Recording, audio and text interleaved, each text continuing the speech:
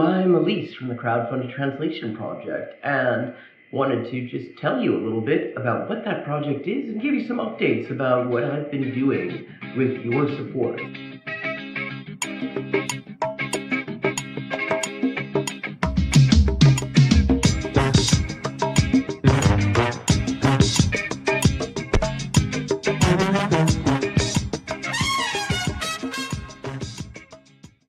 The Inessa Armand project. After finishing Kalantai's social basis of the female question, I put out a call for suggestions for the next project. One of those suggestions that I received was to translate the essays and letters of Inessa Armand, Kalantai's predecessor at the Bolshevik Women's section. Suppressed by Stalin and never translated into English, Armand's writings enrich our understanding of the Bolshevik women's movement in the run-up to the October Revolution and the early days of revolutionary Russia. With your support, I have been able to translate all of her extant essays and am currently raising the last $1,950 to cover the cost of translating the remainder of her extant works, which at this point is just her correspondence. If you would like to support the project, all contributions are beautiful. You'll find links in the description.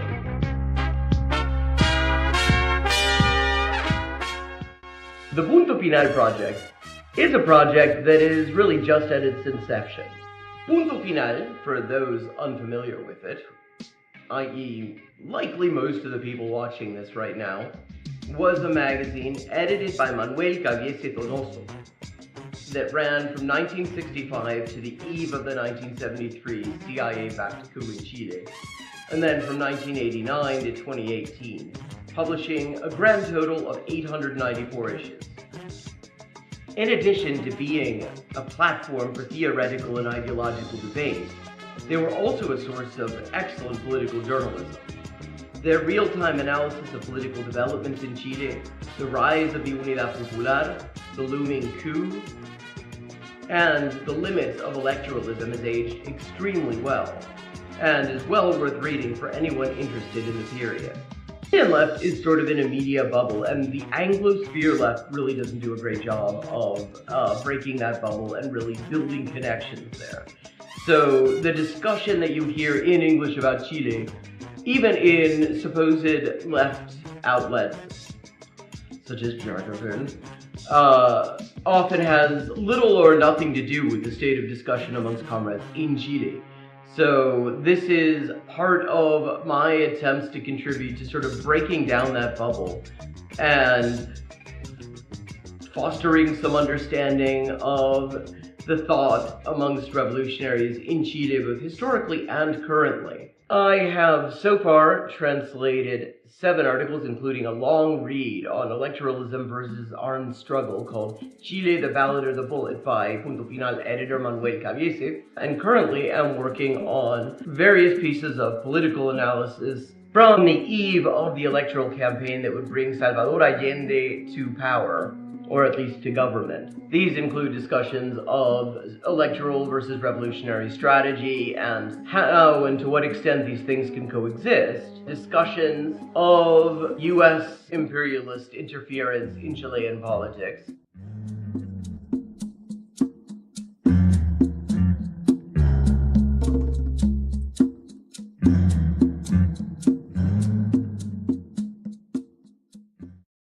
One of the challenges of this project, since its inception, has been getting the word out. The billionaire-controlled black box algorithms that dominate our lives don't like small creators or small projects. Nor are they particularly keen on ideological viewpoints that are inconsistent with the whims of billionaires. What's more, they positively detest anyone who isn't paying for reach. And then they turn around and make it ever harder to do even that in a useful way. The result of all this is that there are definitely considerably more people who would be interested in this project than actually see any of my posts about it. And that's why I have a small favor to ask you. Tell your friends about the crowdfunded translation project. Share the completed translations Link the Patreon and the Facebook pages. All those links are in the description. Let people know that this project exists and what it's all about. Let them know that I want to hear their ideas for future crowdfunded translation projects at crowdfunded_translations@elisehendrick.com.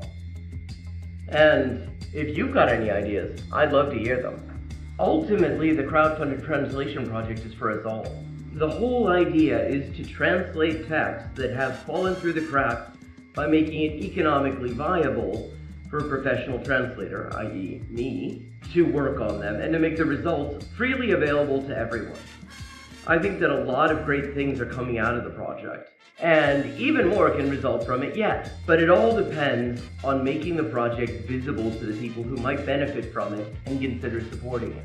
Thank you for watching for this length of time. I hope you found it interesting, and I hope that it will encourage you to get in touch with the crowdfunded translation project, look at our translations, to get in touch with, to get involved with the crowdfunded translation project. Make suggestions, read the translations, let people know that this exists. This could be a great resource, but it's been a real fucker trying to get the word out about it. So thank you very much. Even watching this and commenting and leaving a like and sharing it on your platforms, or even to yourself in an email apparently, will help increase the visibility of this video and thus of this project. Thanks so much, and see you on the next stream. Thank you very much. Even watching this and commenting and leaving a like and sharing it on your platforms, or even to yourself in an email apparently, will help increase the visibility of this video and thus of this project. Thanks so much, and see you on the next stream.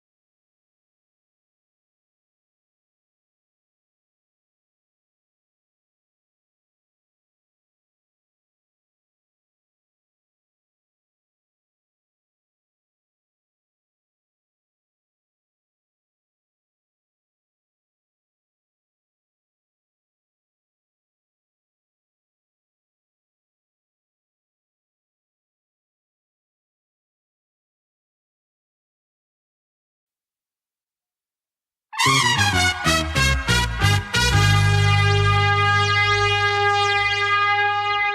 implicit connotations. Well, I'm Elise from the crowdfunded translation project, and wanted to just tell you a little bit about what that project is and give you some updates about what I've been doing with your support.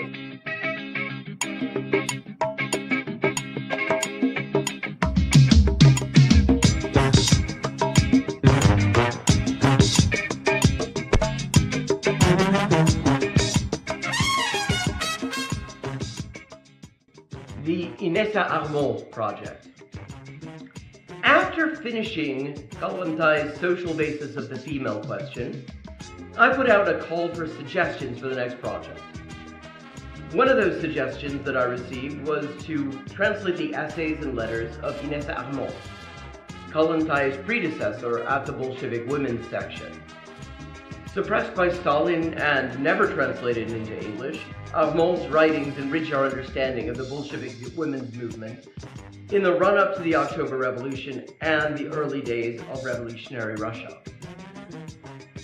With your support, I have been able to translate all of her extant essays and am currently raising the last $1,950 to cover the cost of translating the remainder of her extant works, which at this point is just her correspondence. If you would like to support the project, all contributions are beautiful. You'll find links in the description.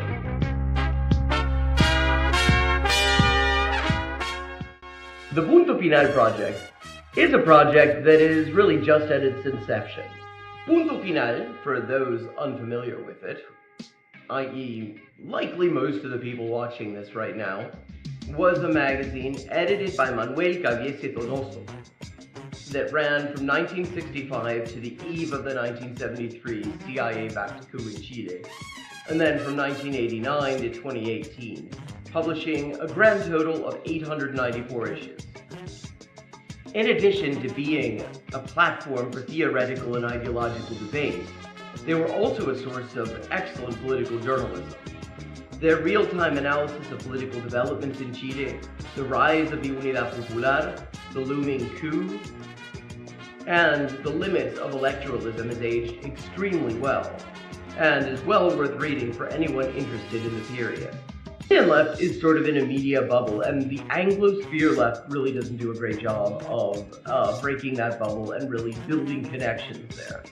So the discussion that you hear in English about Chile, even in supposed left outlets, such as Jargon, often has little or nothing to do with the state of discussion amongst comrades in Chile.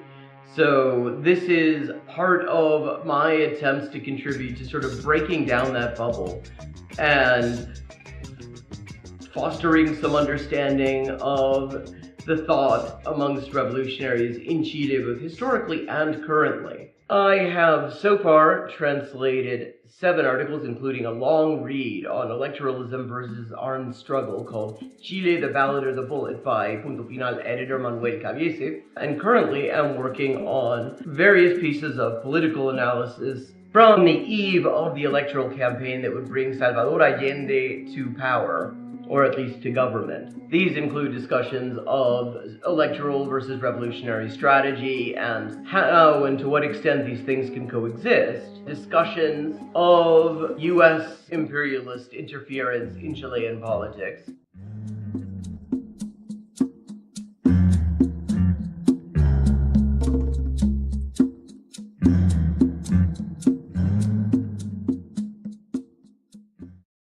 One of the challenges of this project, since its inception, has been getting the word out.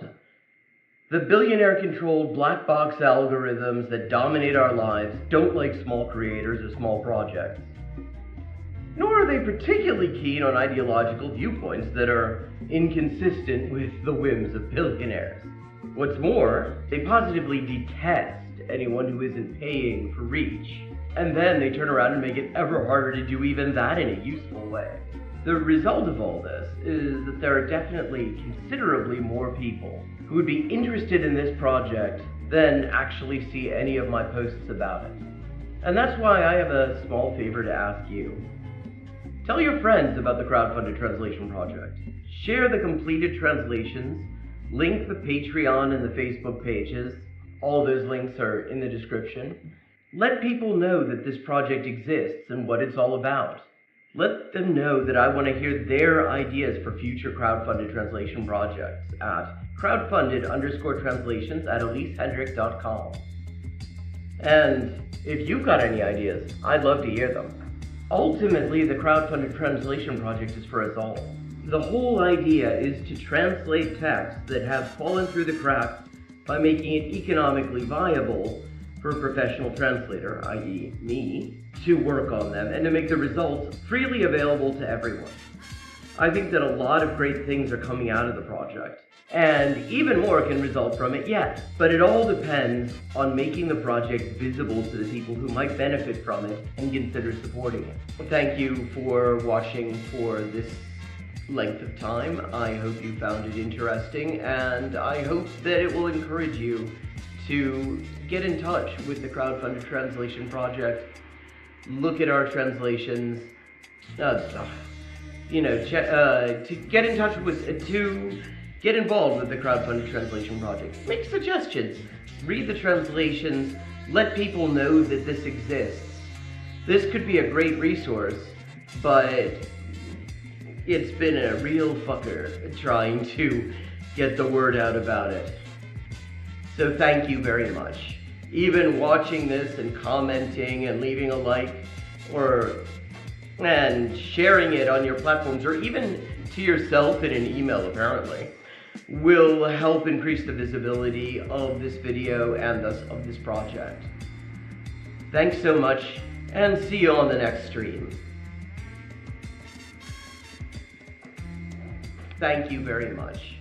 Even watching this and commenting and leaving a like and sharing it on your platforms, or even to yourself in an email apparently, will help increase the visibility of this video and thus of this project. Thanks so much, and see you on the next stream.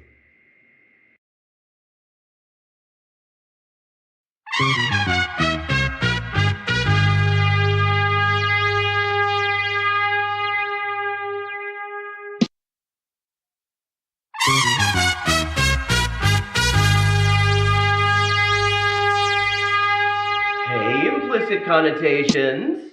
I'm Elise from the Crowdfunded Translation Project, and wanted to just tell you a little bit about what that project is and give you some updates about what I've been doing with your support.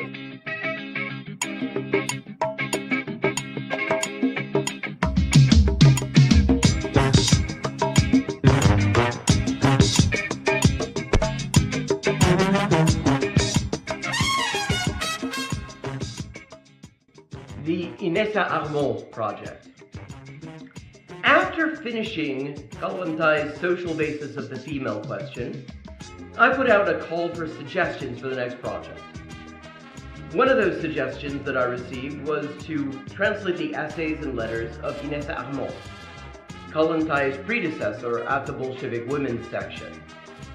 Suppressed by Stalin and never translated into English, Armand's writings enrich our understanding of the Bolshevik women's movement in the run-up to the October Revolution and the early days of revolutionary Russia.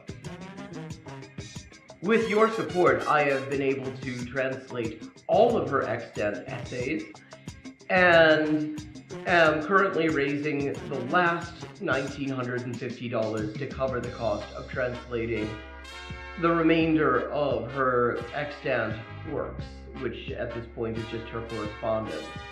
If you would like to support the project, all contributions are beautiful. You'll find links in the description.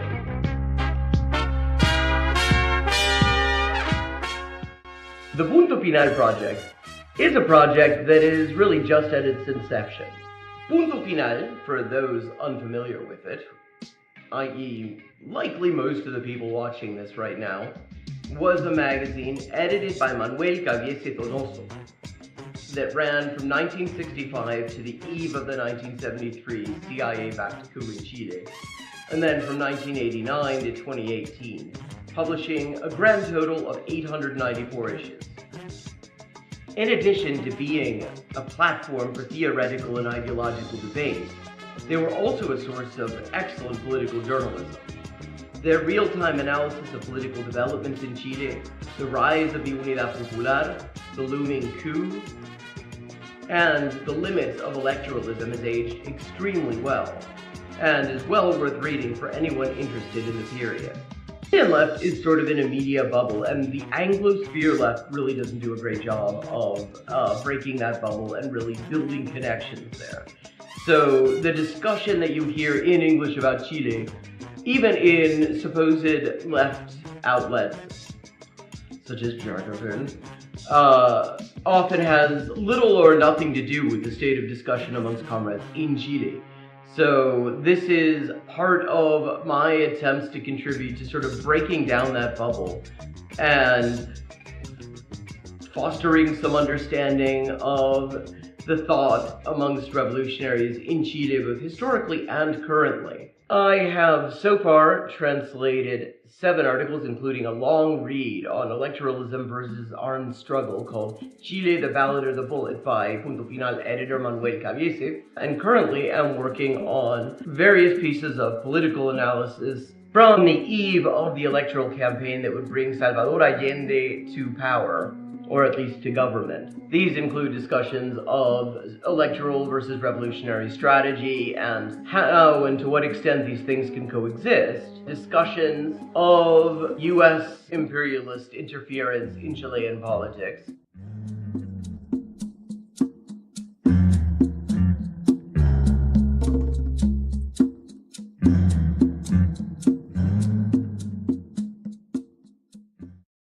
One of the challenges of this project, since its inception, has been getting the word out. The billionaire-controlled black box algorithms that dominate our lives don't like small creators or small projects. Nor are they particularly keen on ideological viewpoints that are inconsistent with the whims of billionaires. What's more, they positively detest anyone who isn't paying for reach. And then they turn around and make it ever harder to do even that in a useful way. The result of all this is that there are definitely considerably more people who would be interested in this project than actually see any of my posts about it. And that's why I have a small favor to ask you. Tell your friends about the crowdfunded translation project. Share the completed translations, link the Patreon and the Facebook pages. All those links are in the description. Hey, implicit connotations. How's everybody doing, chat? I decided I spent like basically the past week working on a promo introducing the crowdfunded translation project and what it's all about and where I am with fundraising and all that kind of stuff. And I thought to make sure that people actually see the thing, I might just start using that as my starting soon video.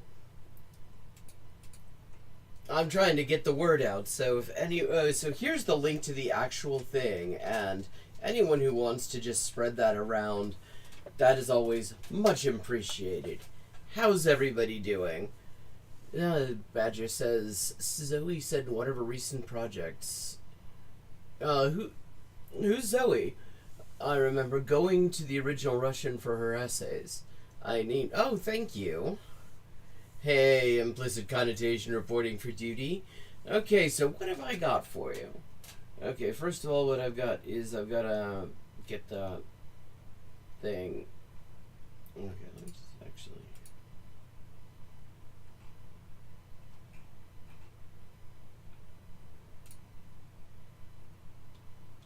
List. There's my chat widget. I gotta put that up before I go full screen so I can actually see. Oh, okay. What everybody's saying while we're watching things.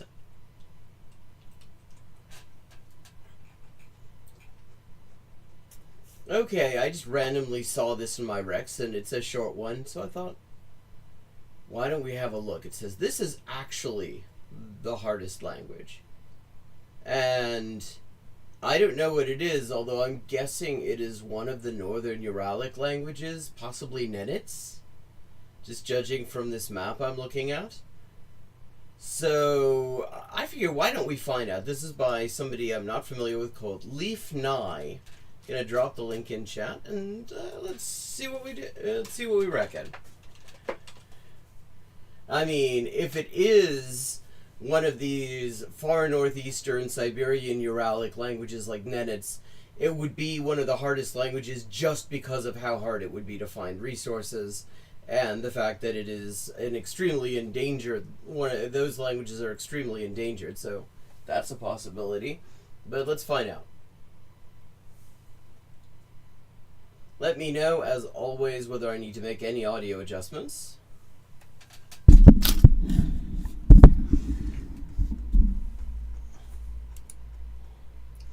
Come on, open please.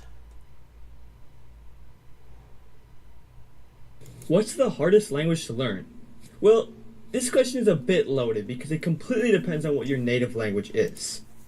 Okay, good start. Very true.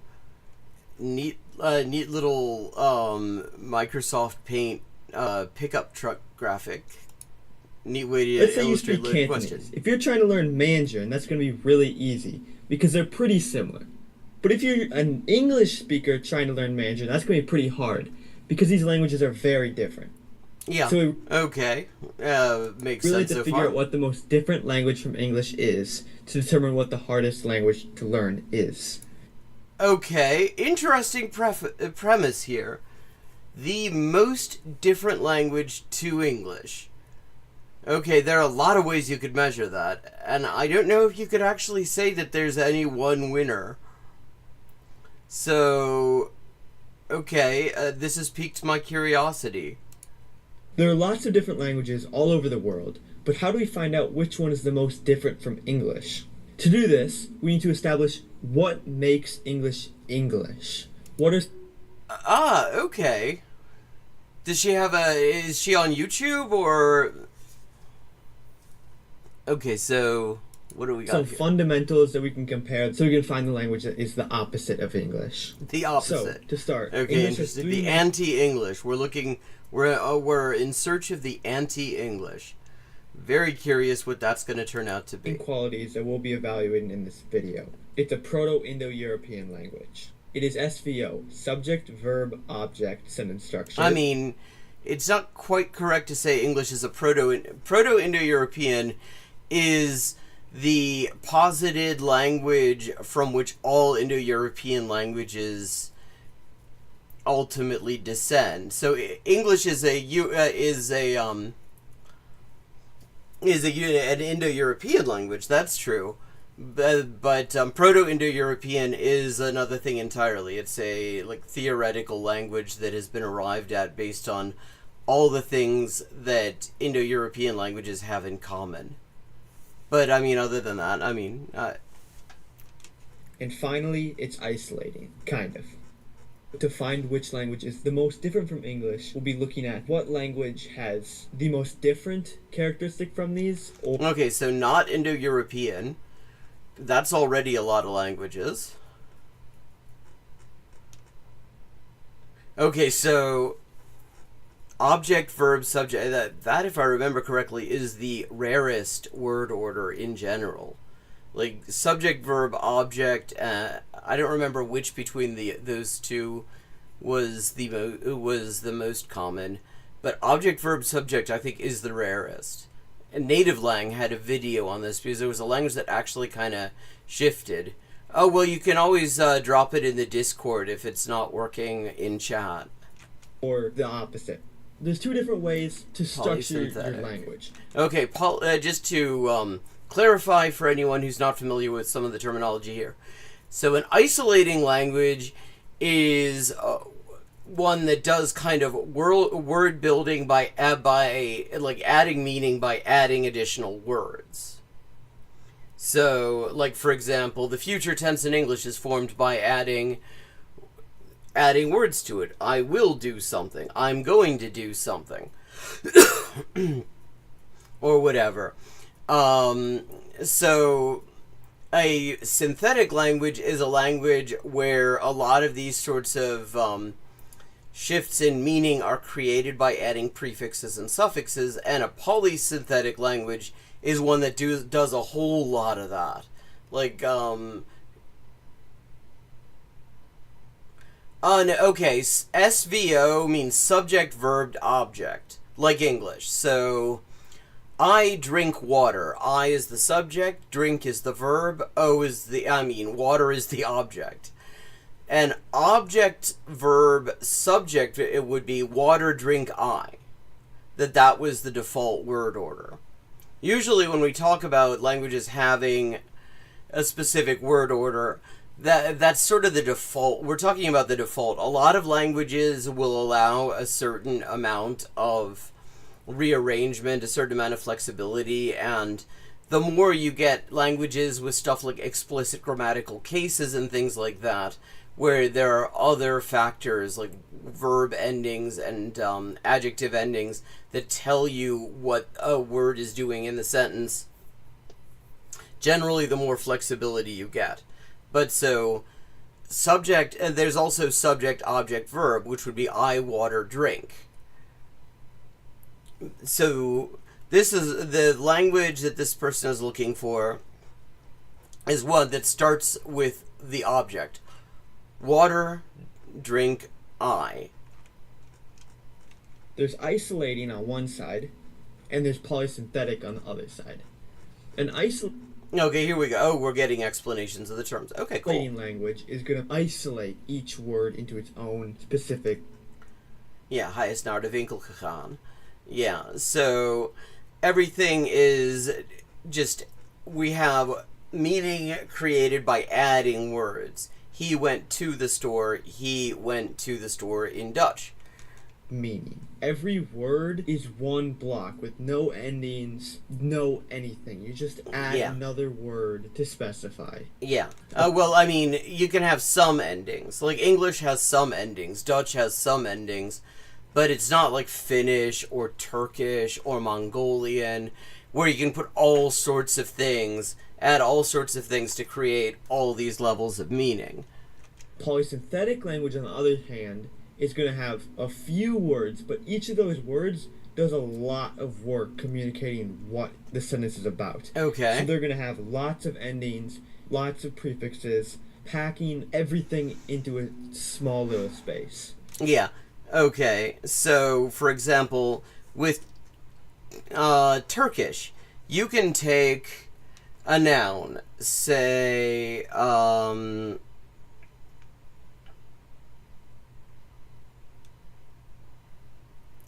person, adam, or insan, and you can then turn that into a verb. Potentially, you can turn that into a verb that means to make something human, to humanize something. But then you can take that further, and just by adding new additional syllables to the word, you can turn it into to be caused to make something human. And it's all one word. It's just suffixes and prefixes and infixes just sort of tacked onto the word to create these layers of meaning. So on the isolating side... I hope we're going to get an example of that, because thinking of these sorts of things out of context off the top of my head is a bit challenging. All the way over, you got Vietnamese. And then... Okay, yeah. Because Vietnamese does not have any word endings, although that's something it shares with a lot of languages. I mean, Thai is like that, Chinese is like that, Cambodian, I'm pretty sure is also like that. You got Mandarin. Yeah. Well, I mean, Mandarin's pretty isolating, too. Are we saying it's less isolating? Okay, interesting. And there's also Hawaiian thrown in the mix there. All the way on the polysynthetic side, we got Ket, which I've talked about in another video. Link is up in the description if you want to watch that. Oh, cute title. Ket is cooler than you think. I mean, that can be taken a different way. I wonder if there was any algorithm problem with that name, because ket is cooler than you think. Sounds like it could be talking about ketamine. Arabic is kind of over there, and so is Latin. Slightly close. I mean, really, Arabic and Latin are... I mean, I don't know what the deal with ket is. I've never heard of it. But, really, the really hardcore polysynthetic languages would be things like Georgian and Finnish and Turkish and Hungarian. The Bantu languages in Africa are extremely polysynthetic. A lot of indigenous languages on this side of the world too, like Mabuthugun definitely has a lot of polysynthetic stuff going on. Pretty sure like Inuktitut up north also. Close to the middle, but a little bit further on to the isolating side, is English, then French, then Spanish. But let's come back to that subject-verb-object sentence structure that is special about English. Let's look at other languages all over the world, their sentence structure. So, we got a language like Latin. Again, ket, at S-O-V. Then we got S-V-O. That's English. That's pretty normal to us. VSO, you got Hawaiian. The farther we go down the range... I mean, you've also got Welsh, the Celtic languages in general, at least the ones I'm familiar with, tend to do a lot of VSO. It is. So you're going to see less and less and less languages with these sentence structures. We go further down, we got Yucatec, spoken on the Yucatan Peninsula. Verb, object, subject, so drink, water, I.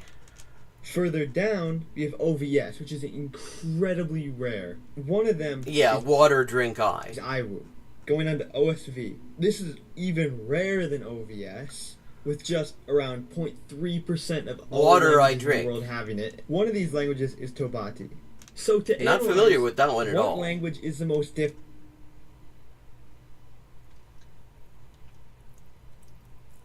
Oneida. Oh, okay. Would it be well, those are two separate questions. Polysynthetic is about basically whether you have these suffixes and prefixes and things like that. SOV versus OVS or SVO or whatever is about sentence structure. So you could have a polysynthetic SOV language or SVO language. It's all about what's the default word order. If you just have a simple sentence, said in the normal way without any particular emphasis, is it I drink water? Is it water drink I? Water I drink? I water drink? Etc. We're going to find English's position on this chart, and we're going to go and find the language that is the farthest possible away from it, which is all the way in the bottom right corner. It's this language in South America that actually is pretty successful. Oh, that's South America. I thought that was Northern Russia. There is a part of Northern Russia that actually has very similar shape to this. 420,000 speakers, native speakers. Not and bad. It doesn't seem to be dying. This language is called YU. This language is OVS, but sometimes it can be VSO, both of which... Yeah, a lot of these... a lot of languages will allow some variation. I mean, especially when you get into things like poetry, then there's all kinds of variation. I mean, we see that in English. You're going to be completely bonkers to an English speaker's mind. This language is all the way over in polysynthetic territory. Here's a few examples of multiple infinitives. Okay. So, be hung suddenly. Akachihana.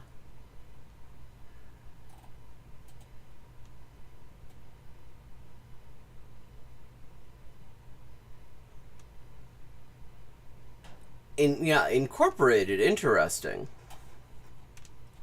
Of one word. In English, we just add a bunch of new words to change the meaning. In this language, you just change something about the pre-existing word to change the meaning. Yeah. This language also has the opposite word order as us, with OVS, whereas we have SVO. Here's an example that really shows how they flip the word order from what we would have. Ashisu nutuma petut tu elihuna kalu. Break. The Creole has been taken as a father by Peter. Okay. I've never even actually heard of this language before. So the only word I'm even seeing in there that is ringing any kind of bell is petut, mostly because it's been capitalized. So clearly that's Peter. Breaking it down, it starts with father by Peter, and then the Creole. We start the sentence with Creole, and they end the sentence with Creole. It's so completely different. It would almost be better to have never learned English to learn this language. This language is the furthest you can possibly get from English, and is probably the hardest language you can learn as an English speaker. With its crazy sentence order, crazy word structure, this language is the most... I mean, I don't know about calling it all that. I mean, it's just very different to English. They probably feel the same way about English word order. Like, why the hell is the subject going there? Different language from English possible. Okay, interesting. We learned an interesting thing. I hadn't heard of that language before. A lot of people are going to fail to learn a language.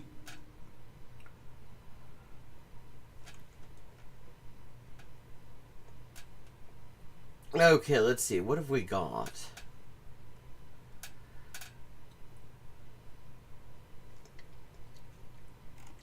Actually, yeah, why not? This is called the You Will Fail to Learn. This is by that Nick guy that we were looking at and that Evil Dia was reacting to last week. This is called You Will Fail to Learn a Language with Comprehensible Input. And judging from the thumbnail, he's going to talk about things that people sometimes get wrong about doing it. So I'm curious about that. So let's see what he has to say. Using comprehensible input, and it's not because comprehensible input doesn't work. Okay, nice upfront statement there. Because they're doing something that might technically look like input, but doesn't actually create the conditions in which real acquisition can happen. Okay, that is... I feel like this editing style makes his speaking feel way more aggressive than he necessarily was going for. Like, I kind of feel like I'm being scolded. But I think the points he's made are important here. Because not everything that is input is comprehensible input. And not everything you understand, not every bit of input that is comprehensible is necessarily going to advance your knowledge of the language. Comprehensible input is a simple method. You don't need a deep understanding of language learning to... The thing is, it's not a method. It's an ingredient for a method. And in fact, I think this is what he's ultimately going to be saying here. Because you need comprehensible input in order to make the thing work. And I can understand that, Badger. There's a reason I keep coming back to him. There is, I mean, even when he's extremely frustrating, he's kind of entertaining in the way he gets things wrong. And he does genuinely he genuinely comes from a place of being into languages and stuff, and I appreciate that about somebody. Yeah, I totally get that. I totally get that. I kind of feel similarly.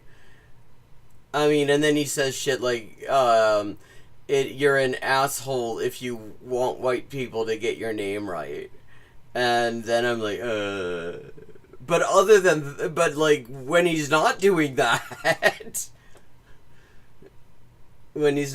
that, yeah. Okay. Because the thing is, comprehensible input is something you need to have if you're going to acquire a language, but method is what you do with that.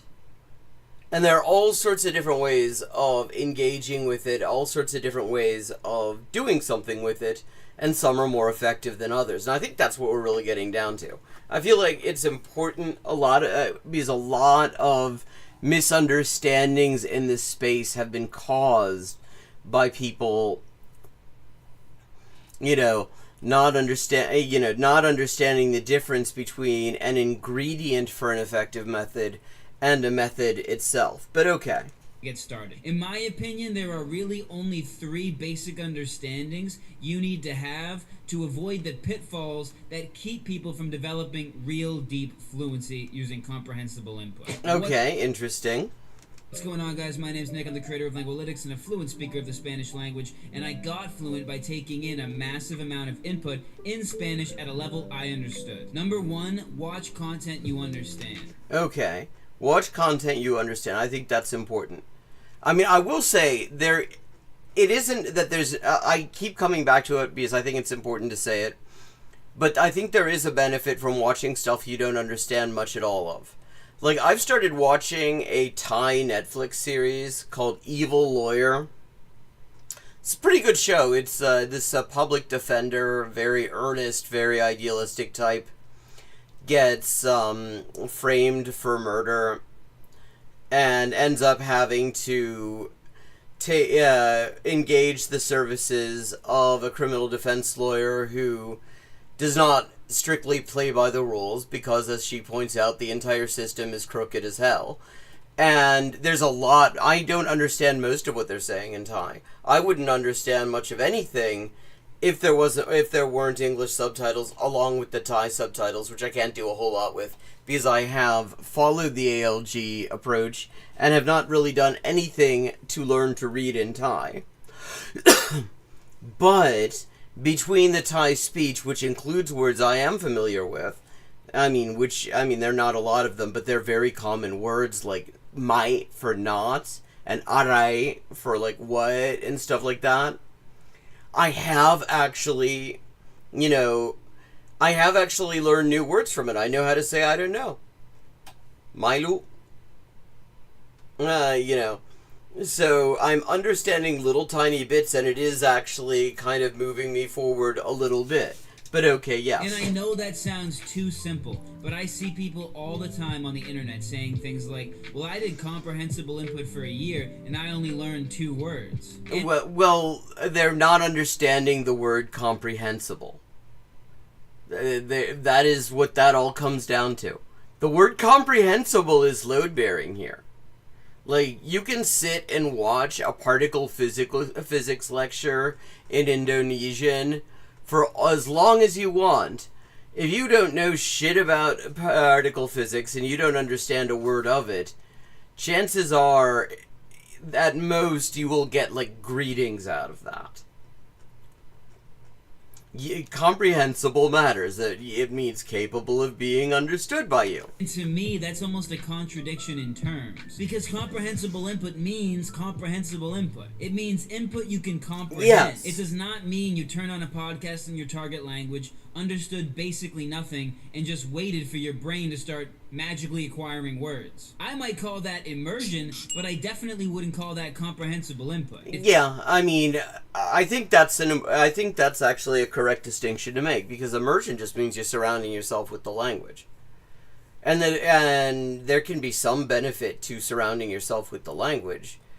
But if you're not surrounding yourself primarily with stuff that you actually understand, at least, somewhat, you're probably not going to get very far. You might at the most develop some sense of the rhythms and phonetics of the thing. If you want to do this method correctly, you should be trying to consume content that you understand about 80% of. 70% is okay, and 60% is pushing it but still doable. But once you go lower than that, you're no longer doing comprehensible input. At that point, you're mostly just listening to noise. And this is why I don't like the immersion method. One of my first videos on this channel was me talking about why I don't like immersion, why I don't think immersion works. Immersion is a passive activity where you're kind of just hoping that your brain is doing some background work that you're not aware of. Okay. I mean, that's one interpretation of immersion. There's also... there are versions of immersion, which rhymes, where you're also you are doing some active things. People are engaging you in conversation or attempting to. But still, if you are starting from zero, that sort of thing is not going to get you very far in itself. Comprehensible input is an active process. You yourself are facilitating your brain's learning by following meaning. The point of comprehensible input is not just that the language is around you. The point is you understand enough of the general meaning to make the missing pieces become coherent. And yes, I mean, exactly. These are very important points he's making. Crystal clear. Points that I make fairly often myself. I'm going to show you an example of how this works in English. I was watching a Shark Tank episode recently on YouTube, and a woman who was giving her pitch was talking about raising money, and she used a word that I actually had never heard before. So did you raise capital? So over the last 9 years, I've raised 1.3 million over a bunch of little baby tranches. I never heard... Oh, tranches! Yeah, that's like, a batch of money, essentially. Heard the word tranches before, and apparently tranches is spelled with an A, not an O. Yeah, it's TRANCHE. It's a financial term. Tranches. I'm going to put it on the screen. English. I'd always heard tranches. But when she said she raised 1.3 million over a bunch of little baby tranches, I still understood what she was trying to say. To me, it sounded like she was saying she raised the money through a bunch of small bids. That's exactly right. Small funding attempts or small chunks of capital over time. Yeah. This is how a lot of us still learn words in our native language. Yeah, I mean, this is something... I mean, I remember this, just hearing about this in school, and not in any kind of foreign language-y context at all. But, like, it would, you know, there would be this thing, context clues, and the idea was sometimes you can make sense out of a word you don't know by looking at the other words around it to make sense out of what's going on. And that will help you understand the word, or at least allow you to make enough sense out of it to move on. And yeah, I mean, it works no matter the language, really. And it's how we will learn words in our target language. That's comprehensible input. I already understood most of the message. And because I understood the message, I could use that context to understand a little bit more. In comprehensible input, we call this N+1. You already understand... I've always... Well, Krashen calls it I+1, but it's an arbitrary letter. And N. And because you understand N, you can reach one level higher. You can understand one new word, one new phrase, one new structure. Because they're surrounded by meaning. Okay. I mean, it's nice to see this sort of content, actually, because what he's saying is actually correct. First of all, I mean, it's correct. And he's talking about this in a thoughtful way. I mean, personally, if I were him, I would possibly work on delivery, because this feels like I feel like I'm kind of being bollocked. Maybe part of that is the ad. But I mean, everything he's saying, really kind of no notes. I'm gonna move ahead and see what the next understanding is gonna be. Now, if you're curious about how to judge your comprehension, I have a page in the Langualytics Handbook dedicated... Okay, and to demonstrate 80% comprehension, they might replace 20% of the words with gibberish. After a long day of opcough, she sat by the runlob, watching the brelps flicker of one by one while motivove about Auvov glap that had quietly mooglabu. Yeah. Most words perfectly clear, others completely gone. I mean, like, this is good. This is a very good explanation of all of this, actually. To helping you figure out how much you're actually understanding. I'm going to put a link to that in the description. If you cannot score at least 60% or higher on that comprehension test, then I would not call what you're doing comprehensible input. Number 2. I think you can be a little bit more flexible with the percentages. Because if you're picking up anything And you're picking up and crucially, you're picking up anything that you did not already know. That can then rebound and have a bit of a knock-on effect that helps you pick up, the meanings of other things down the line. But I would say, ideally, you want to be understanding most. Understand the time commitment. This is one of the sources of so much actually really frustrating content in this space, because people are like, but doing this takes a whole lot of time. It's like, yeah, it's a whole ass language. I mean, think about the easiest language you ever learned, your native language. Think about how long that took. It takes time. This is a Wendy's.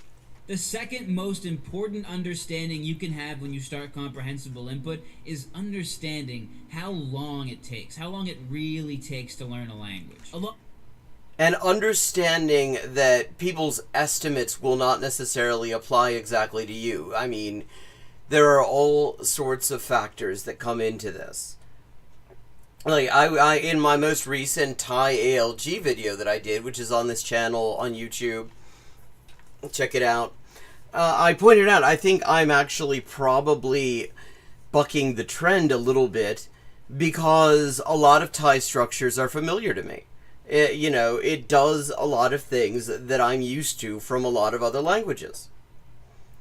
So, in that sense, and then there are other factors, like there are definitely Chinese loanwords in there, and that makes it a little bit easier. Not so many that I've seen, but in the numbers, those are definitely Chinese influenced. I mean, some of them almost sound like Sino-Korean words, like 13 is sipsam.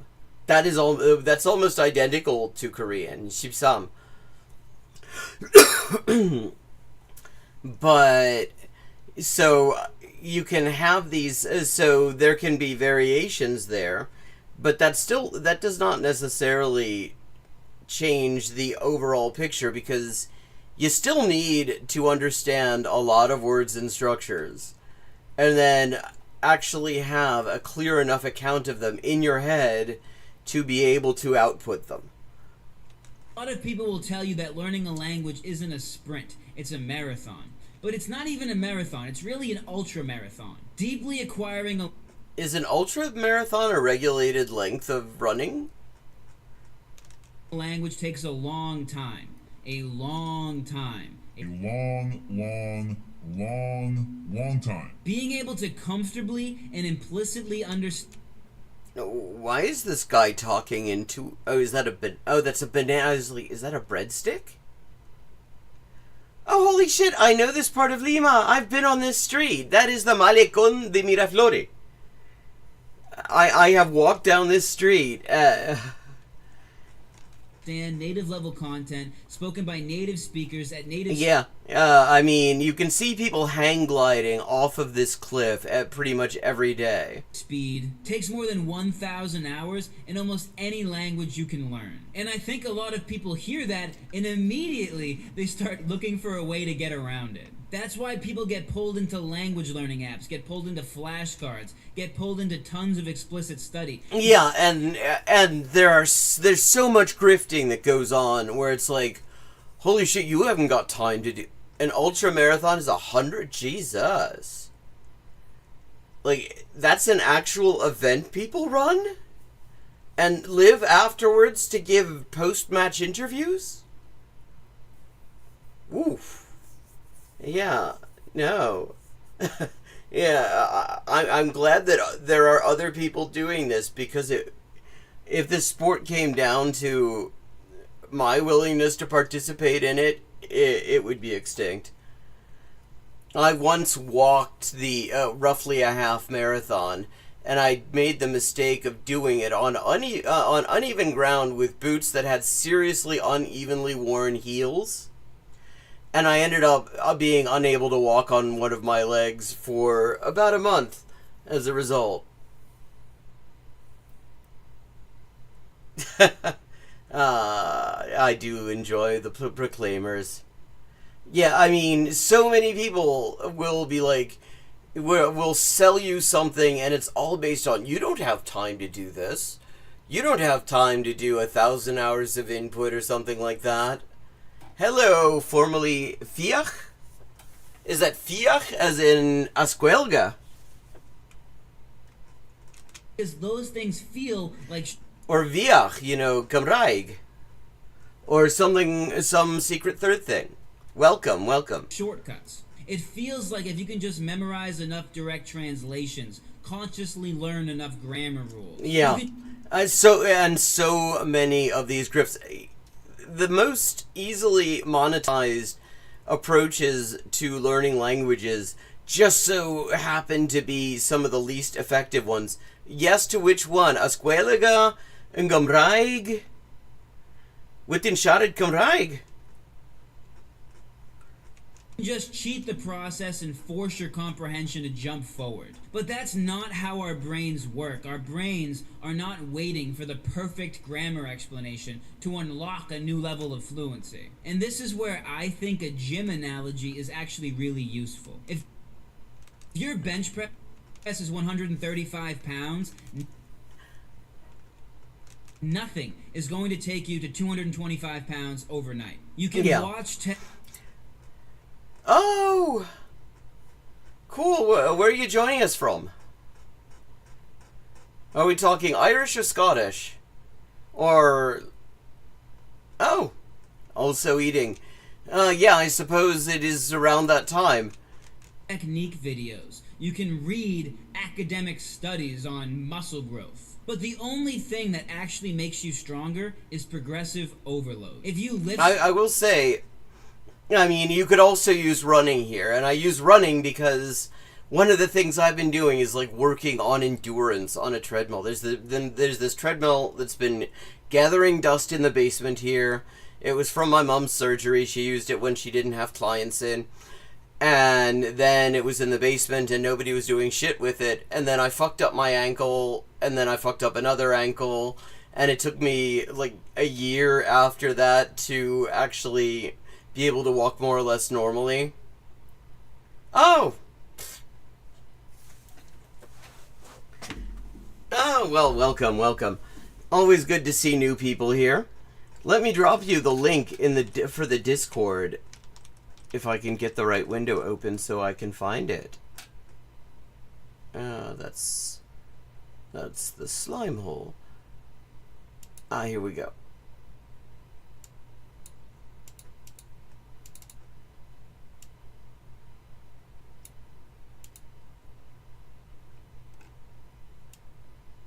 Invite to server. This is true. And one of them is that if you force them to bear load when the foot is at a right angle to to your leg, that it takes a very long time before your foot will be able to walk on anything without assistance. Oh, okay. So I started doing like endurance exercises on a treadmill in part to just improve on that, but also just because I'm out in the middle of nowhere. I'm somebody who's used to walking a lot, and around here there's just no place to go really. So like you know, if I'm living in a city, like if I'm living in Cardiff, or I'm you know, if I'm in Santiago or Buenos Aires or Dublin or something like that, you know, I can just walk around. And here, there's fuck all to do if you walk around. So, except just walking around aimlessly, and there's a limited attention span that I have for that. So I started doing that, and the thing is, I'm gradually trying to increase the speed, my maximum speed, and the amount of time I hold that speed. And the thing is, if you jump too high, and people who actually, like, professionally do, you know, distance running and stuff like that, will tell you, you cannot rush that, because you are having to increase your heart's ability to handle load. And if you start jumping, I made the mistake, actually, of jumping too fast from like 4.5 miles an hour to 4.7 miles an hour as the speed I was going to hold, without actually allowing my heart rate to go down on 4.5 miles an hour. And so I actually ended up getting my heart rate in territory you really don't want to get your heart into, if you can avoid it, into like the mid 160s and stuff like that. And so, I mean, that's the same sort of thing. That you're dealing with sort of material conditions here. There are material limitations on just how much progress you can make on certain things in how much time.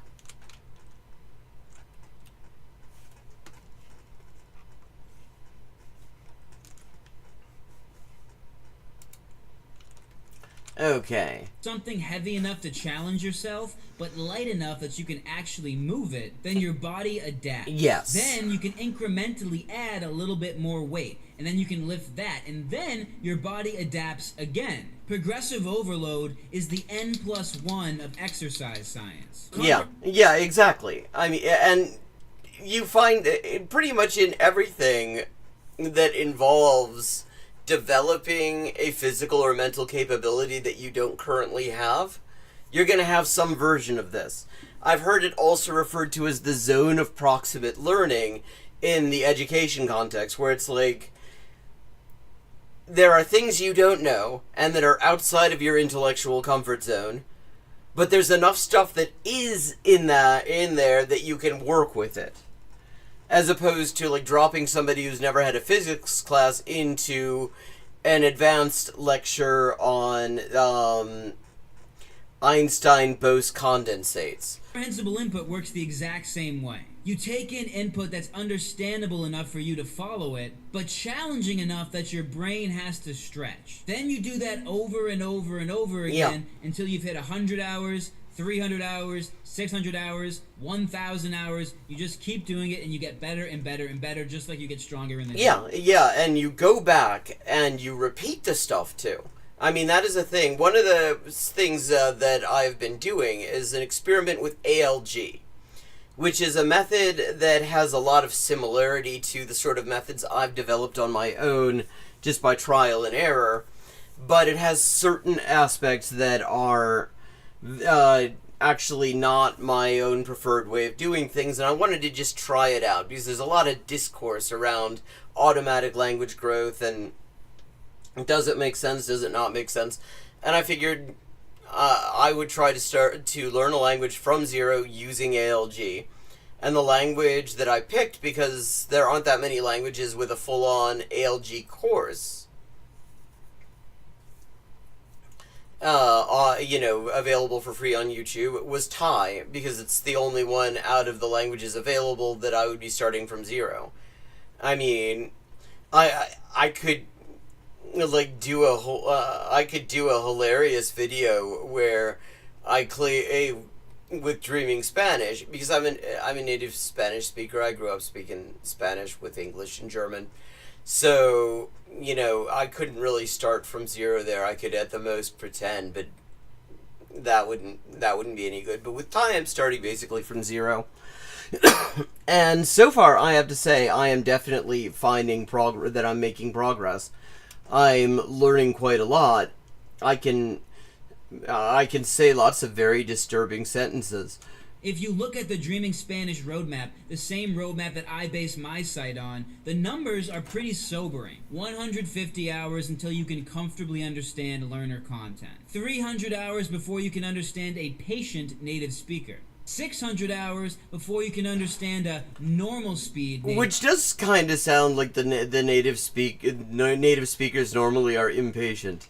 Speaker, and 1,000 hours before you're truly comfortable with the language. This is a massive time commitment. If you can't accept those numbers, then I personally don't think you can learn a language. Not through language learning apps, not through grammar study, not through flashcards. Yeah, I mean, these numbers have a big YMMV next to them. Because they depend a lot on what you're bringing to it. I mean, if you are used to, if you speak languages that are similar enough that you can understand a little bit of your target language already, that I would say those numbers go way down. But if you're starting really from zero and really don't understand anything, not even hola, buenos dias, or whatever, then yeah, I would say that these are probably realistic numbers. Not through anything. So if you go into comprehensible input thinking you're going to watch some beginner videos and come out fluent in 50 hours, of course you're going to think that the method doesn't work. But the problem isn't the method. The problem is you went in expecting 50-hour results from a 1,000-hour process. Yeah, and plus, you have to actually know how to engage with this stuff. Because you can get the idea, and a lot of people who are skeptics of input-based methods will be very explicit about the idea that this is just being passive. You're just kind of zoning out in front of a screen or something like that. And that's not how you're going to get best results. You have to really be paying attention. You have to be trying to understand what's going on. No, it's much more like Chilean Spanish. No, Puerto Rican Spanish is its very own thing. Oh, yes, the S on the end. That is that is one of the most common Latin American sort of dialect variations. There's a lot of variants. Some Caribbean variants, like Venezuelan especially, but also I think in the islands too. But not just them, also like Chile, and various other countries. I think Central America too, to a certain extent, will actually aspirate an S that comes before a consonant. So instead of escuela, you get escuela.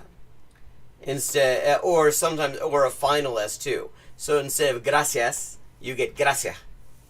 The S becomes kind of an H kind of sound. Number 3, watch content you care about. If this is essential because you're going to be with it for a long time.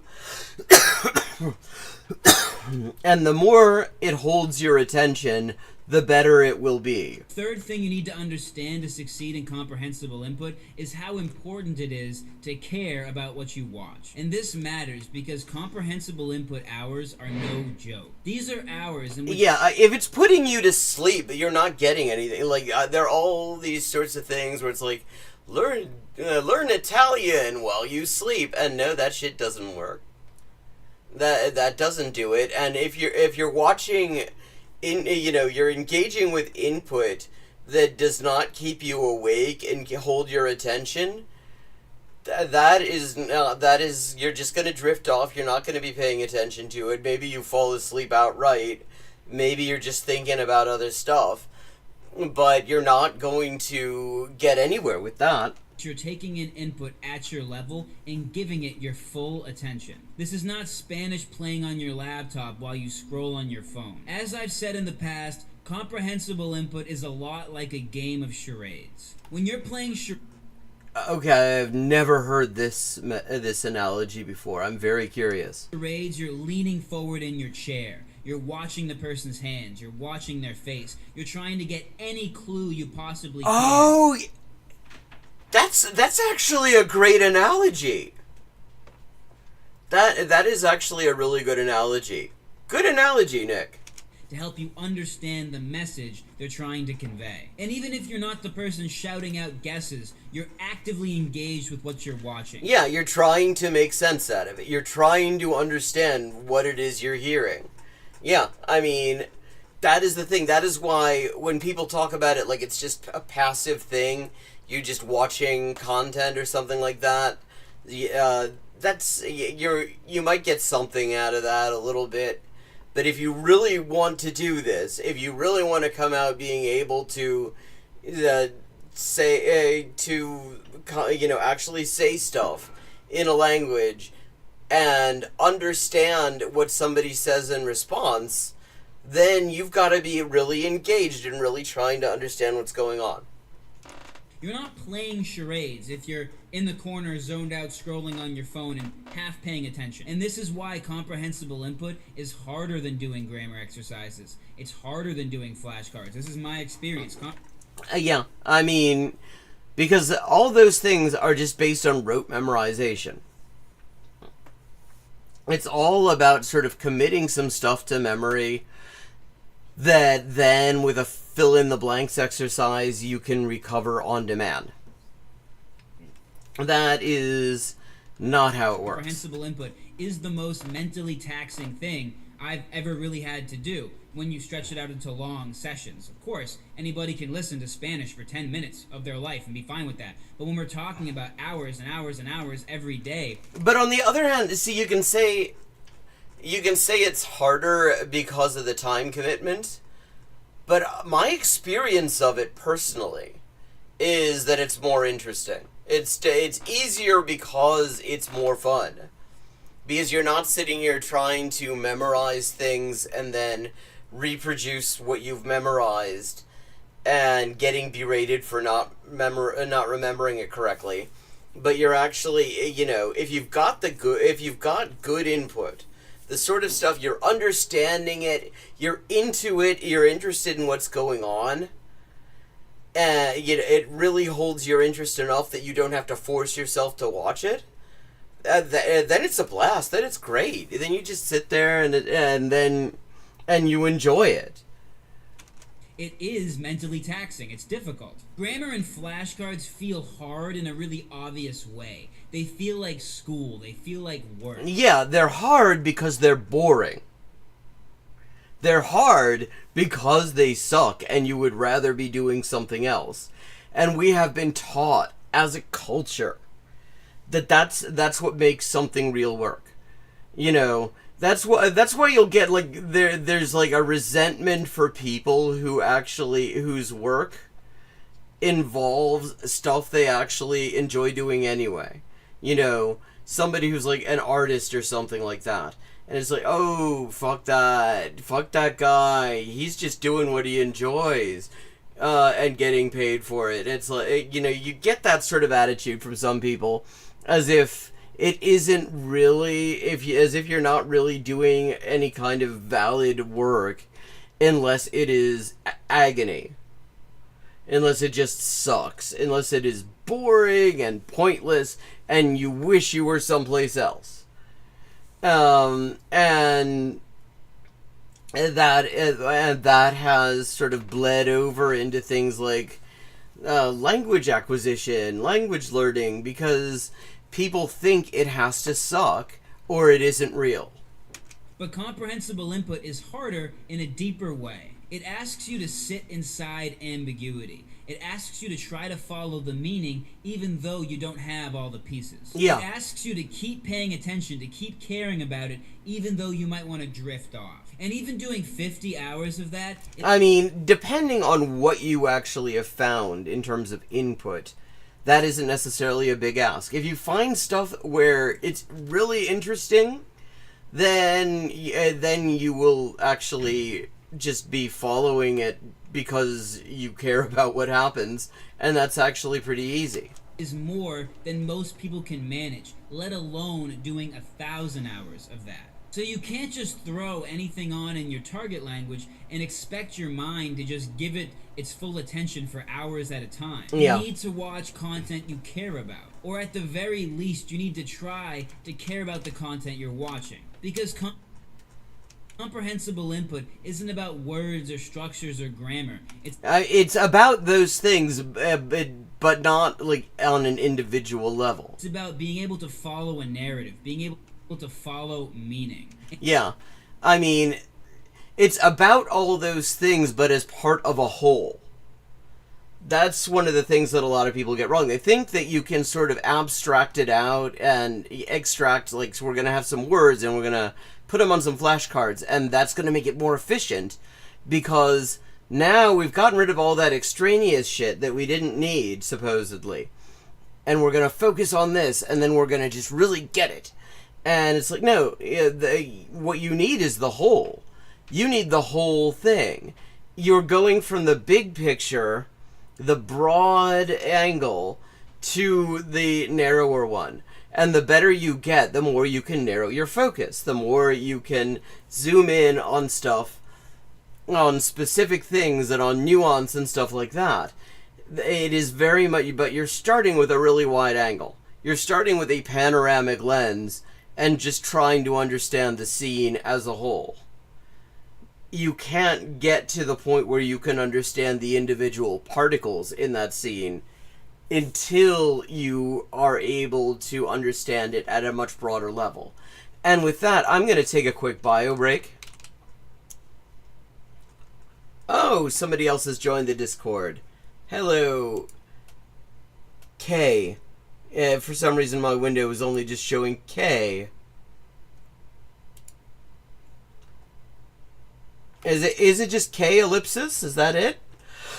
Or is that my is that my server doing that?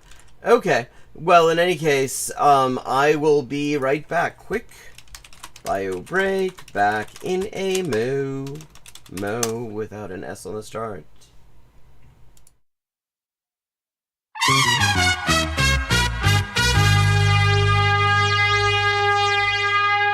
Hey, implicit connotations. I'm Elise from the Crowdfunded Translation Project, and wanted to just tell you a little bit about what that project is and give you some updates about what I've been doing with your support.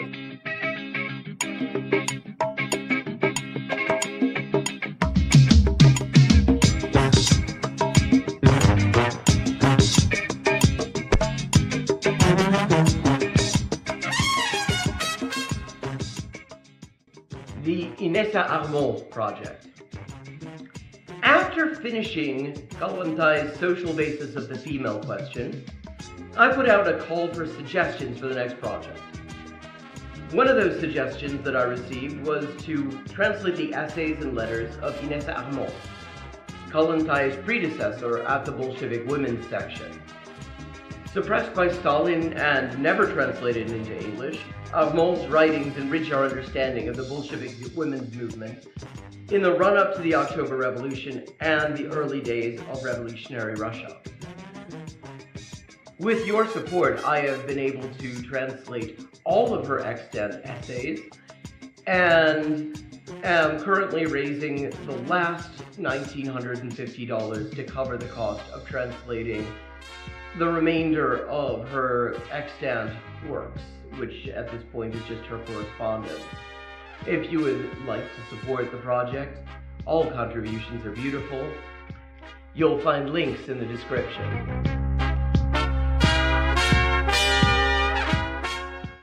The Punto Final project is a project that is really just at its inception. Punto Final, for those unfamiliar with it, i.e. likely most of the people watching this right now, was a magazine edited by Manuel Caviese Donoso that ran from 1965 to the eve of the 1973 CIA-backed coup in Chile, and then from 1989 to 2018, publishing a grand total of 894 issues. In addition to being a platform for theoretical and ideological debate, they were also a source of excellent political journalism. Their real-time analysis of political developments in Chile, the rise of the Unidad Popular, the looming coup, and the limits of electoralism has aged extremely well, and is well worth reading for anyone interested in the period. The Chilean left is sort of in a media bubble, and the Anglosphere left really doesn't do a great job of breaking that bubble and really building connections there. So the discussion that you hear in English about Chile, even in supposed left outlets, such as Jargon, often has little or nothing to do with the state of discussion amongst comrades in Chile.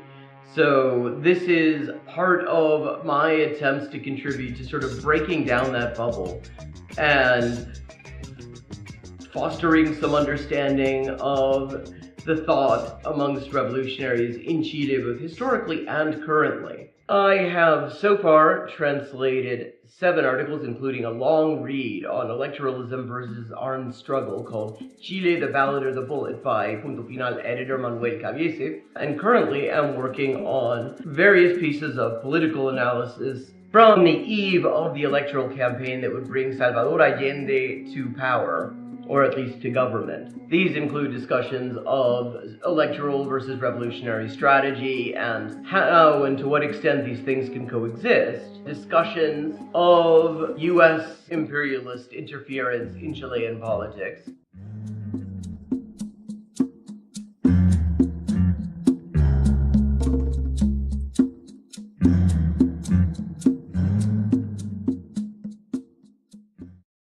One of the challenges of this project, since its inception, has been getting the word out. The billionaire-controlled black box algorithms that dominate our lives don't like small creators or small projects. Nor are they particularly keen on ideological viewpoints that are inconsistent with the whims of billionaires. What's more, they positively detest anyone who isn't paying for reach. And then they turn around and make it ever harder to do even that in a useful way. The result of all this is that there are definitely considerably more people who would be interested in this project than actually see any of my posts about it. And that's why I have a small favor to ask you. Tell your friends about the crowdfunded translation project. Share the completed translations, link the Patreon and the Facebook pages. All those links are in the description. Let people know that this project exists and what it's all about. Let them know that I want to hear their ideas for future crowdfunded translation projects at crowdfunded_translations@elisehendrick.com. And if you've got any ideas, I'd love to hear them. Ultimately, the crowdfunded translation project is for us all. The whole idea is to translate texts that have fallen through the cracks by making it economically viable for a professional translator, i.e. me, to work on them and to make the results freely available to everyone. I think that a lot of great things are coming out of the project, and even more can result from it yet. But it all depends on making the project visible to the people who might benefit from it and consider supporting it. Thank you for watching for this length of time. I hope you found it interesting, and I hope that it will encourage you to get in touch with the crowdfunded translation project, look at our translations, to get in touch with, to get involved with the crowdfunded translation project. Make suggestions, read the translations, let people know that this exists. This could be a great resource, but it's been a real fucker trying to get the word out about it. So thank you very much. Even watching this and commenting and leaving a like and sharing it on your platforms, or even to yourself in an email apparently, will help increase the visibility of this video and thus of this project. Thanks so much, and see you on the next stream. Thank you very much. Even watching this and commenting and leaving a like and sharing it on your platforms, or even to yourself in an email apparently, will help increase the visibility of this video and thus of this project. Thanks so much, and see you on the next stream.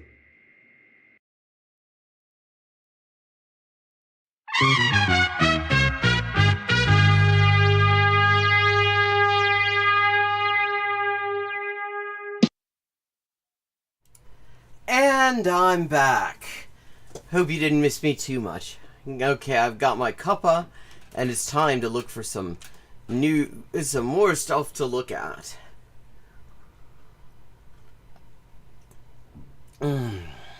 Ah, that is good.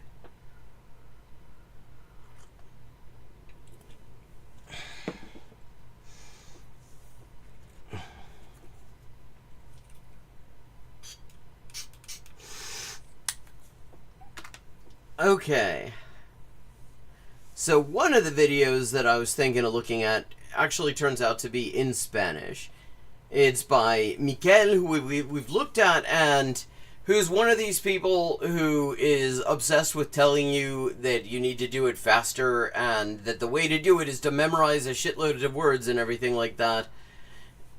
I don't know how many people will understand the video who are in chat right now. So I will kind of leave it up to you on that. We've also got Evil Dia. Is passive listening actually effective? And we've got Tony Marsh, another one who I have to say is like grift maxing. The last video we had was that you're going to become a polyglot in a week, and no, you're fucking not. You're absolutely not, and you're never gonna do it with the fucking bogus methods that he keeps on telling people. But so. Miquel has la mayor mentira del aprendizaje de idioma. The biggest lie on language learning. And it's like, this dude has done collabs with Tony Marsh, who has this become a polyglot in a week bullshit, and is selling a course based on this complete nonsense. So, I mean, part of me is, oh, that's a short one too. Okay, why don't we do that?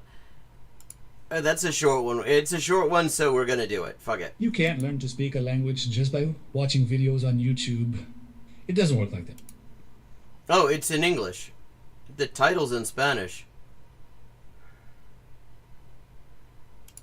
If you really want to learn to speak, you have to make an effort and you have to work hard. And Wait a second. Is this... His lips aren't syncing to his...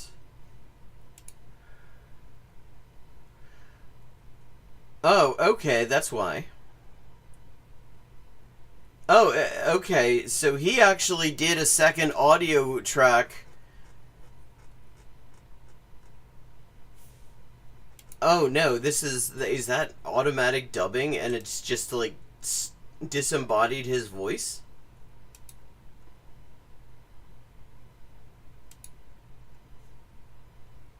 idioma solo viendo vídeos en YouTube. Okay. No funciona así. Ah, bueno, no funciona así. Eso es cierto, pero depende de los videos que uno vea, depende de lo que uno haga, además de ver esa weá. Si quieres aprender a hablar de verdad, tienes que esforzarte y tienes que trabajar duro. Si no... Tienes que trabajar duro. Sí, este weón siempre con el trabajo duro, siempre con la ética del trabajo a los protestantes, weón. He's a very big devotee of the Protestant work ethic. You're gonna have to work really hard, and you're gonna have to do it with memorization. No, nunca conseguirás hablar. Y ya sé que hay un montón de canales de YouTube diciéndote que puedes aprender a hablar cualquier idioma. Well, yeah. The auto-dubbing function is something that you can't turn off. On certain things. Like shorts, it is forced. And it is a fake, fake-ass, bogus AI voice that sounds like hell. Although that actually sounded like his voice. Maybe he actually substituted in his own dub track. Simplemente viendo un montón de vídeos, uno detrás de otro, todos los días.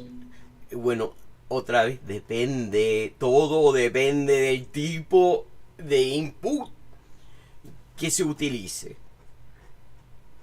Pero, bueno, prefiere hablar, de forma simplista para que la wea parezca totalmente, indigna de ser creída. Lo llaman input comprensible, inmersión, ALG, lo llaman ahora también. ALG. ALG. No, eso no es lo que se... él sabe perfectamente, creo, que eso no es lo que están diciendo todos quienes están hablando del input comprensible. Porque, primero, el hincapié, el énfasis, se encuentra justamente en la palabra comprensible, weón. Comprensible. El input, el contenido que uno vea, no servirá de nada. No servirá absolutamente de nada si ese input no es comprendido por quien está intentando aprender un idioma con ello. Eso primero. La verdad es que podrían haberse inventado un nombre mejor porque suena a planta viscosa que flota en la playa. Bueno, es que no es el nombre, weón. No es el nombre, es una abreviatura. Automatic Language Growth. Crecimiento automático. Crecimiento lingüístico automático. Cal. En español es cal. Que también es una palabra. Perfecto.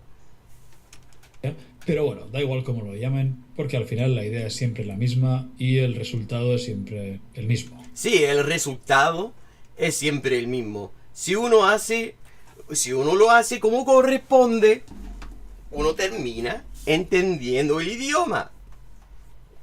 Si uno lo hace mal, si uno pierde la paciencia, si uno ve contenido que no entiende para nada, entonces, el resultado es la frustración. El resultado es la frustración y la tendencia de creerle el cuento a hueones como este. Te venden que puedes aprender a hablar un idioma sin esforzarte, simplemente viendo vídeos. Eso sin esforzarte, weón. Sin esforzarte. Exponerse al input comprensible durante gran cantidad de horas, po. Eso es un esfuerzo. Hay que esforzarse. Hay que esforzarse para poder sacar el beneficio que sea de esa actividad. Hay que esforzarse por entender lo que están diciendo, por enfocarse en el significado de lo que está diciendo la gente. He's talking about this like it's like the idea is that this is supposedly effortless. I mean, there is effort involved. It's just that it's a different kind of effort. Que si acumulas suficientes horas, 1000, 2000, 3000 horas viendo vídeos. Bueno, este tipo que está aquí hablando mal de ALG, del input comprensible, hace colaboraciones con Tony Marsh, el pelotudo, que dice que con su método genial vaya a hacerte políglota dentro de una semana, pues huevón. ¿A dónde la viste? Y ahora aquí tratando de hacerse el único hombre honesto del espacio lingüístico de YouTube, pues huevón. Chucha, huevón. Huevón careraja. En algún momento llegarás a hablarlo bien. Y la realidad es que no funciona. La realidad es que no funciona de la manera en que lo describe él, porque él lo está describiendo mal. No ha funcionado nunca ni funcionará jamás. Igual que no puedes aprender a dar discursos solo viendo gente hablar, no. Pero ayuda, sirve. No vas a aprender a hacer discurso sin ver hablar a nadie. Sin ver cómo se hace, sin ver ejemplo de discurso bien hecho y otros discursos que no lo son. No es lo único que se necesita para aprender a hacer discurso, eso es cierto, pero tampoco es dispensable. No puedes aprender a hablar un idioma extranjero solo viendo a gente hablar. Y la gente se lo trae. Pero sí se puede aprender a entender ese idioma. Y eso es lo primero, eso es lo principal, es lo primordial de todo.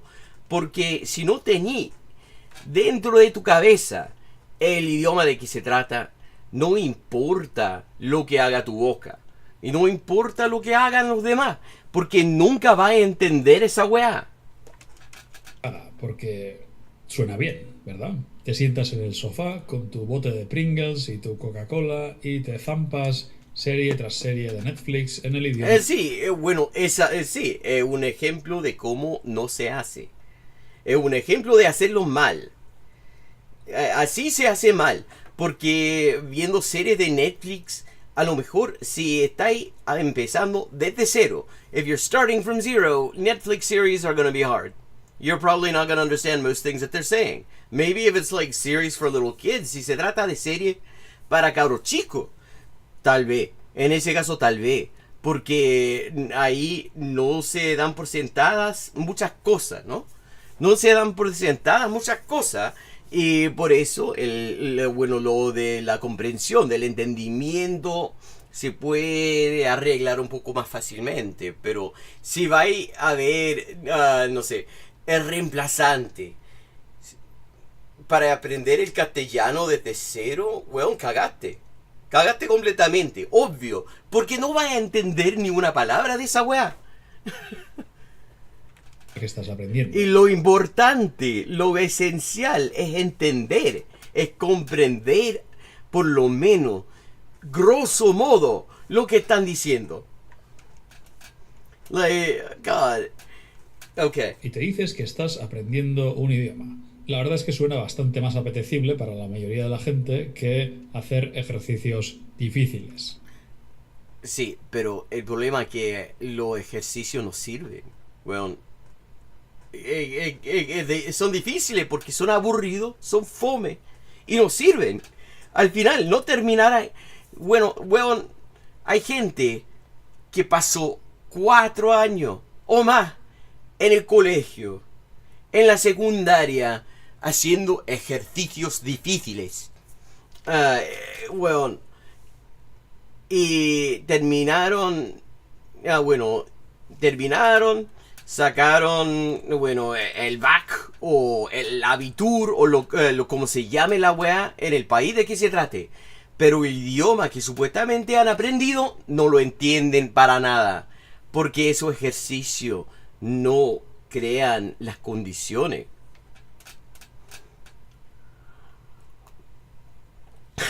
Yeah, I mean, he's talking about you gotta. It's not as appetizing, to do difficult exercises.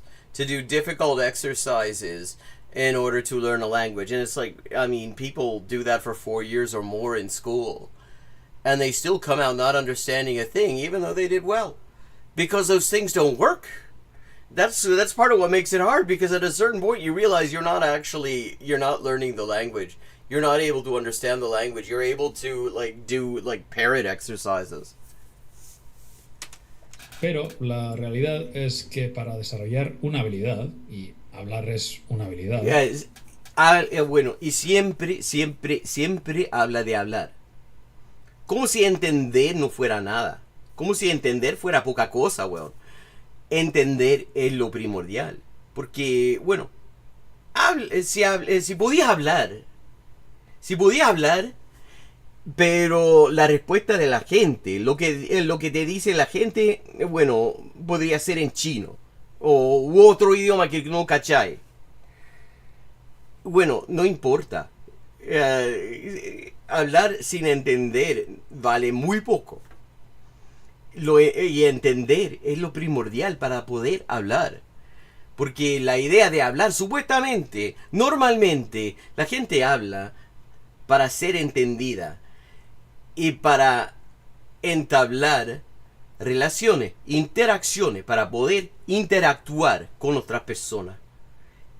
Y para poder interactuar con otras personas hay que entender también lo que están diciendo. Porque de lo contrario, ¿qué estás haciendo? Estás repitiendo weas que memorizaste. He keeps on, and a lot of the people who do this sort of thing, they try to make it's all about speaking. They use the fact that we generally say, I speak Italian, or I speak Russian, or whatever, to make it all about the front end, about what comes out of your mouth, rather than thinking at all about what goes on in your head, the understanding part. Hace falta esforzarse, hacerlo mal, que te corrijan y volver a intentar. No sirve de nada que te corrijan. En realidad desalienta. En realidad, si te corrigen al hablar, eso no sirve de nada para poder aprender.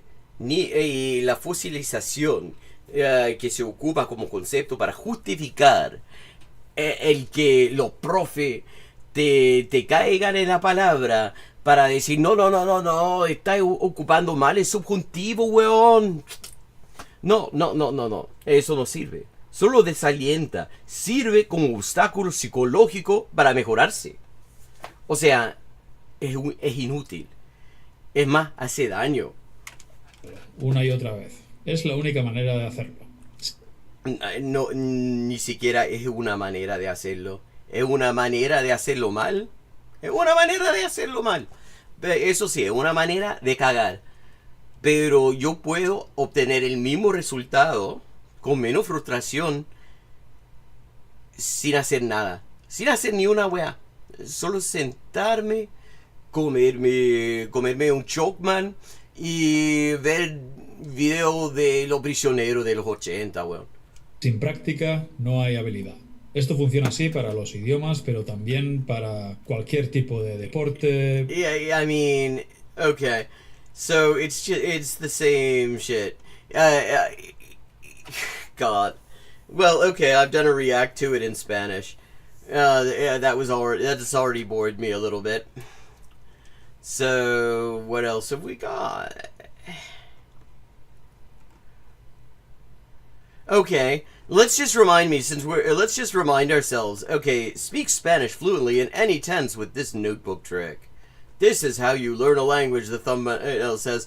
This is the guy that Mikel has been doing repeated collabs with. And now he's like posturing as he's the truth teller here. He's the guy who's gonna tell it like it is, and he's doing collabs with a guy who claims that you can learn to speak any language in a week by memorizing shit. Well, it'll be interesting to see if this is anything different. Like, so far, every one of his secret weird tricks is just the same trick, and it's unimpressive. But here we go. Let's see what Tony Marsh is gonna do. Maybe he'll wow us. Maybe he'll come up with something that actually makes sense for a change. A ver, I'm will. going to show you how you can.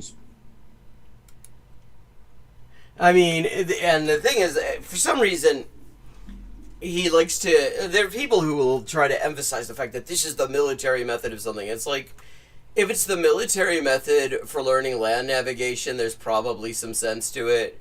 You know, if it's the military method for learning to fucking read a compass or field strip a handgun or something like that, there's probably something to it.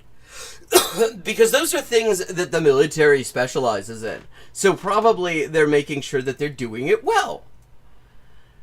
They're not specialized in learning languages. They're not. I don't know who got the idea that they were specialized in learning languages and being good at languages. They're not. They suck at it. And so anyone who is basing an entire, selling a language course based entirely on their approach is already selling something that is worth less than something that you can do for free. Speak in past, present, and future in any language. I'm going to use Spanish. This is the method I use in my 20-day. I mean, I love how he's now made it any language. He doesn't know. I mean, he has kind of. I get the impression probably is at sort of a B1-ish level in the languages he claims to know. His Spanish sounds halfway okay, but I haven't heard him speak all that much. I haven't heard him do like what I was just doing in my React with Miguel, que estaba casi completamente en castellano. I have not heard him do anything like that. But now he's saying any language, as if he can just kind of assume that this is going to work.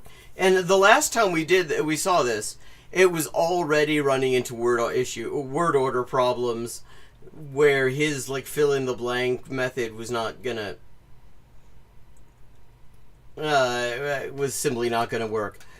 Spanish notebook only video course. In your notebook, I've written past, present, and future. Wow. Neat. You realize it's more complicated than that. I mean, not just in Spanish, in general, because there's something called aspect. Like, the past is not just the past. There's the past as in I have done something previously. There's past as in I was doing a thing. There's past as in I did it once, it's over, I'm never doing it again. And there are all sorts of different ways of saying each of these things depending on what that is. So already getting off to a bad start. On est mal parti. Along the top. And we're using this easy as 1, 2, 3 method. So he should totally trademark that, easy as 1, 2, 3. there's 1, 2, 3, 1, 2, like this. All right, so if you write that for me in your notebook, 1 is a statement. All right, so here's what we can do. We can Oh god, okay, so it's the same shit. Yeah, it's going to be the same thing. It's going to be 1 is a statement, 1 is a yes or no question, 1 is an open-ended question, because that's all of the language.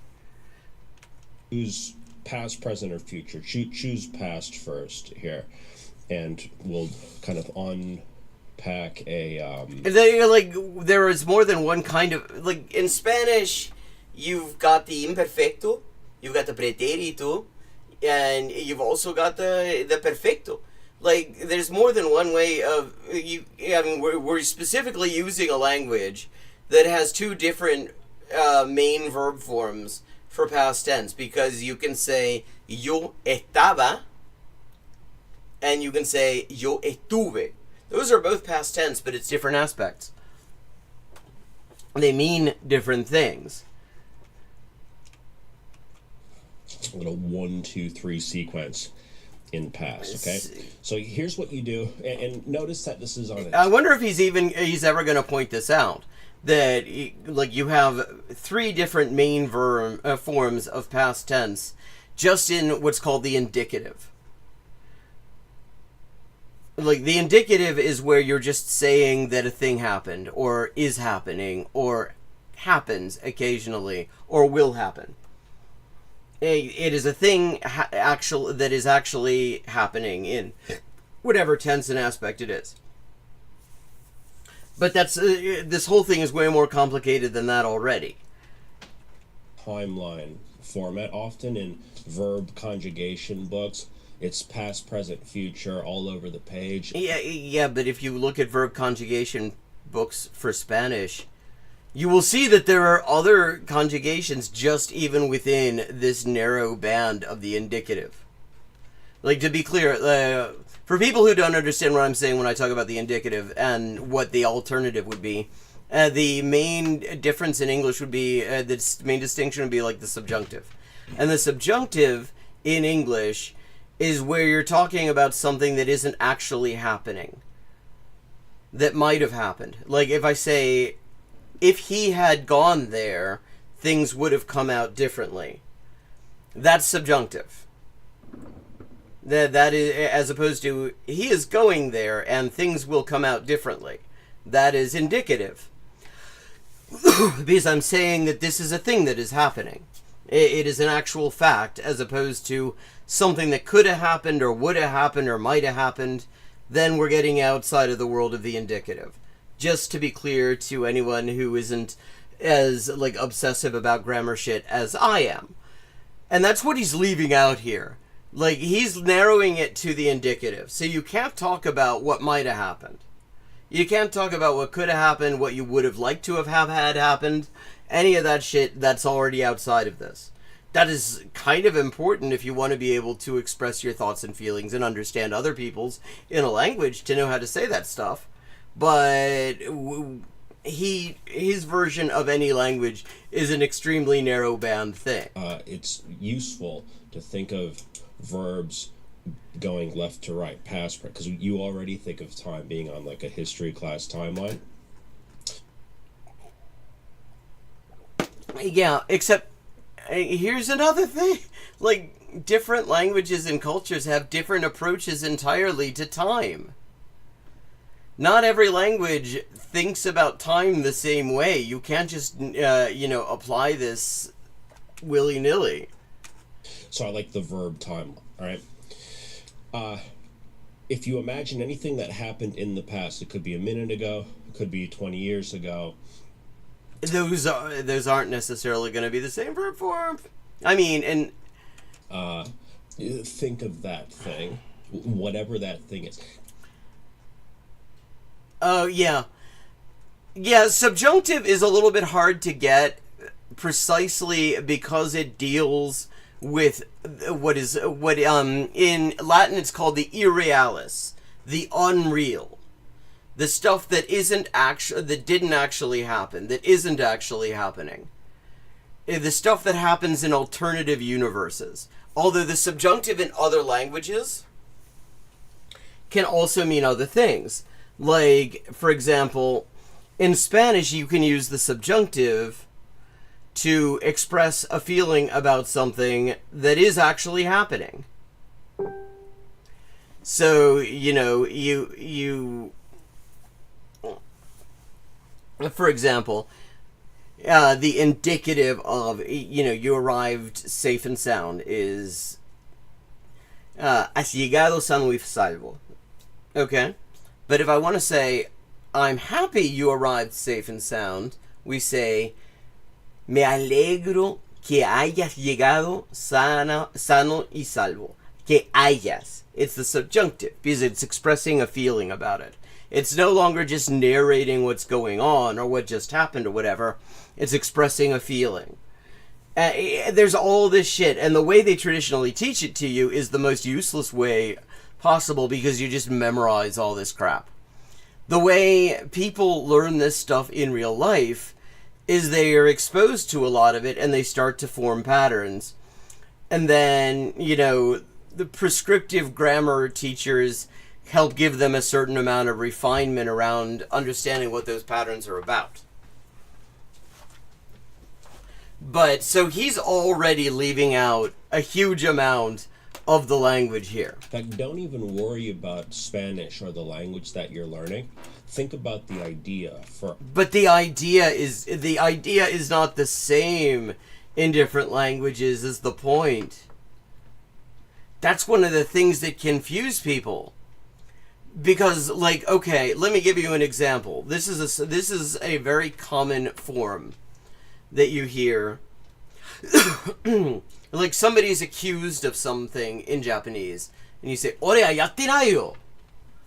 Literally, that makes no sense to people who are English speakers who understand the words, because we're talking about an accusation of something that happened in the past, right?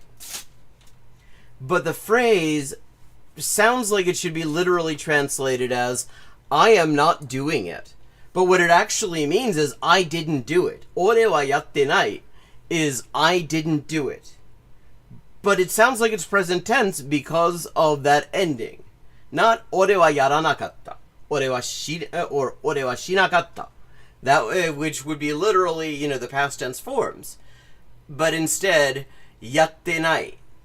Yatte nai because you're saying, did and am here now.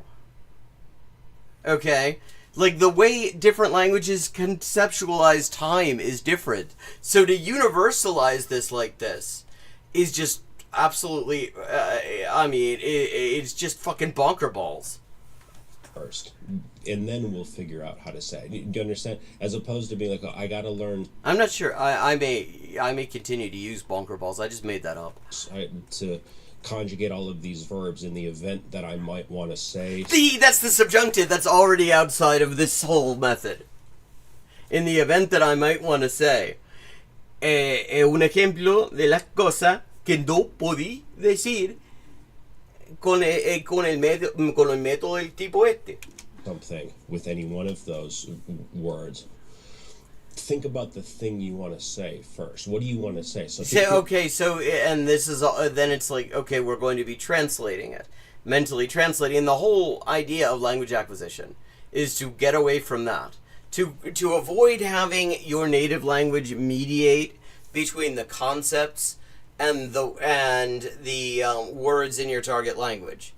That's the whole point of comprehensible input. That's what it does. It creates these associations directly. so that you are not having to go through this mediating thing consciously to translate every time. But here he's just putting the translation right up in there. Like, Here's what I want to say. I want to think of something that has ever happened in the past. Maybe you went somewhere, maybe you learned something or saw something or spoke with someone or did whatever you did. like, does he not know that? Because those are, you've got different verb forms already being mentioned in, like, you could not just have 3 verb forms on that piece of paper if you want to do this with Spanish, because some of those things are going to be things that you did for a certain period of time and then you stopped, and some of those are going to be things you did once and done. Like, already this is not good. And does he not know, is he oversimplifying deliberately? Like, he knows that Spanish doesn't work this way, but he's simplifying it for the explanation. Which, okay, I still don't think that's great, but it would at least kind of make sense. Or does he not know? That is the mystery whenever he says things like this. Does he actually not know that the things that he's saying are not really strictly true? Okay? Think of that thing. Okay? Whatever it is, no matter how long ago. Okay? No matter how long but like that actually matters. That's going to be your statement in the system. In the easiest 1, 2, 3 system, 1 is a statement. Okay, so let's say the thing that you're thinking is, you say like, oh, I went to Italy a year ago or something like that. Think about Hace un año fui a Italia. Yeah, okay, so that would be one form of the past. But if you, let's say it was I went, I went regularly to Italy. I went, I used to go to Italy a lot. Then you wouldn't do it the same way. This is already causing problems. Something like that. Okay. Well, you figure out how to say that. Okay, so you could go to ChatGPT. Oh God, shut up with ChatGPT. Don't do that. ChatGPT is not a search engine. It is a probabilistic text generator. ChatGPT actually screwed him on one of these videos because ChatGPT isn't for this. It isn't for anything, actually. ChatGPT is suck. It is computerized suck. They have automated sucking at things, and it is called AI. Or consult a book or ask a friend, and if clip that, that's good actually. I'm gonna have to go back and find that they have automated sucking at things, and it is called AI. That's about it. It's I went to Italy. It's fui a Italia. Yeah, well, it depends. Ooh, how do you say 2 years ago? Hace 2 años. Okay. Okay, I mean, not wrong. But at the same time, like, if you're translating your phrases, the lonely people are the last people who should be anywhere near ChatGPT, because ChatGPT will fuck with your head. ChatGPT is designed to validate anything you put in there because it's supposed to maximize engagement. So if you have some fucked up intrusive thoughts that you're having, if you have like some really fucked up negative self-talk that's going on because of like the loneliness or something like that, it will lean heavily into there. If you express like suspicions about other people and like, or something like that, or stuff that may be totally off base, but you're just perceiving it a certain way, it will lean heavily into it and like actually discourage you from seeking out contact with other people.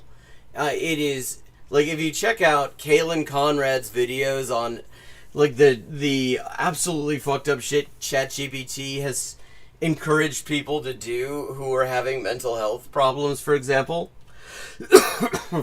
Oh God, the last people who should get anywhere near that shit are lonely people. Fui a Italia hace 2 años. I went to Italy 2 years ago. At this point, you might be looking at some of this and going, okay, so does fui, what verb does that come from? Is that, hace dos años. Yeah, I mean, and actually, this is a funny example too for his system, because hace is a verb, and it actually conjugates to a certain extent. It conjugates for tense. Yeah, the word, so you aren't necessarily, depending on the tense of the narrative, the relationship in time of the narrative to the person doing the narrating, it can be hace or it can be hacía. So this is, this is not a great example already.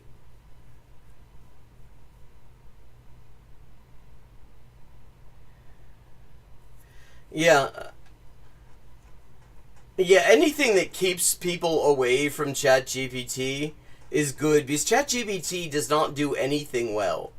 It totally, it is misrepresented as being able to do all sorts of shit, and it can't do any of it. It is, like, they managed to spend billions and billions of dollars, much of it taxpayer funded, because the high-tech industry lives off of the Pentagon budget. That is what DARPA is all about. They are totally subsidized by the Pentagon to come up with a computer that's worse at math than you. We spent so much time coming up with computers that are really, really good at math, that can do math that nobody can do. And then somebody's like, well, why don't we spend another couple of $100 billion coming up with a computer that can't? Like, why did we need that? We got people who suck at math. We got people who will, like, go out of their way to tell you how bad they are at math. If you need somebody to do math badly, there are plenty of people who can do that. What does that mean? I don't get. Doesn't hace mean, what's going on here? And what I'm saying is that in the easy as 1, 2, 3 system, you have a really nice opportunity to just learn how things are said. Okay, that is, like, I will say, because I have been, like, mildly critical of him, and his neat little methods constantly. This is actually, like, the one sort of, like, nugget of non-excrement. Yeah, because actually you do want to learn the whole. You want to be exposed to the whole. You actually start from the whole and you go to the individual parts. That's what we were just talking about a couple of minutes ago when we were watching that video with Nick. So actually, like, amidst all this other stuff that is just nonsense on so many levels, like not understanding things about Spanish, not understanding things about how language acquisition works, all sorts of nonsense, that is actually a good piece of advice there, to just kind of take in the whole. But not in this context, because it's not gonna help you in this context. It's just gonna be a factoids. First. Again, as opposed to trying to figure out how supposedly everything is said, so you can say something. Okay, this is, I have to hand this one thing to him. This is, he's right about this. I will give him that. Take in, everything else is complete nonsense. But that's valid. Just if you tell me that it's fui a Italia hace 2 años, I'll go, oh, okay. Fui a Italia hace 2 años. Fui is the verb. So I draw a square around fui. But the trouble is, hace is also a verb, and it behaves to a certain extent like a verb. It has this weird double role. Constant. Everyone went somewhere. You went somewhere, but where everyone went is different. So you went. Tell me about your last place you went. It could be down the street. You would say fui a XYZ. See how the vocabulary, everything other than the verb. See, this is another one of the weird things he does. He divides things into verb and vocabulary. And the thing that he calls verb is not necessarily actually just a verb. And the stuff that he calls vocabulary is vocabulary, but literally everything in a language is vocabulary. It's all words. That's vocabulary. Oh yeah, XA 1531 remembers too. But here he also but the thing is assez as in ago. That's not a verb. Because it will conjugate in certain situations for it can be the imperfect or it can be the present. Those are the two things it can do. I guess hypothetically, I could see a narrative situation where it could even be it could potentially even be the in the future tense. I'm not sure. I've never seen that. It kind of makes my brain hurt to think about it. But because really, acid in this case is like to be ago. Is variable. It's X1. If you're not sure, just capitalize the first letter and say it's a proper noun. Except in German, where that's just all nouns. Okay, so fui a Italia, or you could say, oh, I went to Mexico. Fui a Mexico, or fui a Canada, or wherever you went. Okay. Likewise, how long ago? Hace dos años is a variable. The whole thing is variables. X, Y, Well, Z. yes, the whole thing is variables. Every single bit of it is variable. Because instead of saying hace dos años, maybe you went 3 years ago, then hace tres años. Maybe it was 10 years ago, hace 10 años. Okay? 2 is a yes-no question. So we're going to take the same statement and turn the verb around to ask a yes-no question to another person. So But okay, but in this case, we've moved out. Okay.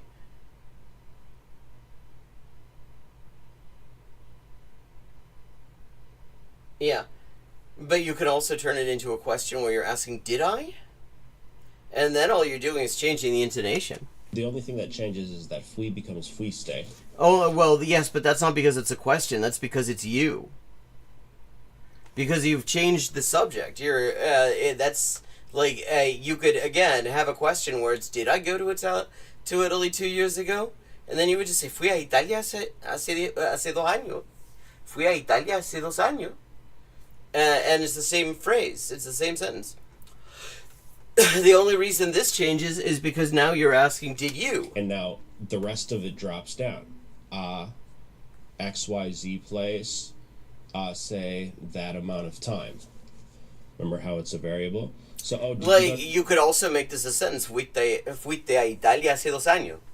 You went to Italy 2 years ago. And then as a question, fuiste a Italia hace 2 años. Did you go? This isn't...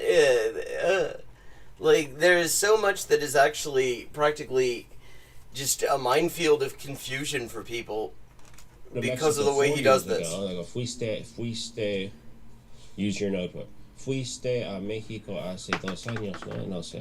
God, I'm just sitting here thinking about, if you had this guy helping you with Spanish homework, you would never get it. This is painful. You come back to one. Yeah, fui a Mexico hace 2 años, and you went where? How long ago? Fuiste. Fuiste a Italia hace 2 años. Okay, it almost sounded like he was trying to do an Italian accent there. Muy bien, muy bien. Okay. Final step here. Watch this. You bring fuiste, still in its square. You bring fuiste down from 2, and if you just use cuando, which means when. Yeah, but I mean, why did we have to change it to you? You could do this with I too. Okay. 3. This is just a weird and very senseless kind of an approach. Open-ended question. This is the complete system. It's 1, 2, 3. Statement, yes, no, question. But speaking of weird and senseless, I thought we might round the day out by looking at our favorite purveyors of weird and senseless stuff. English for Everyone with Kevin and Lisa.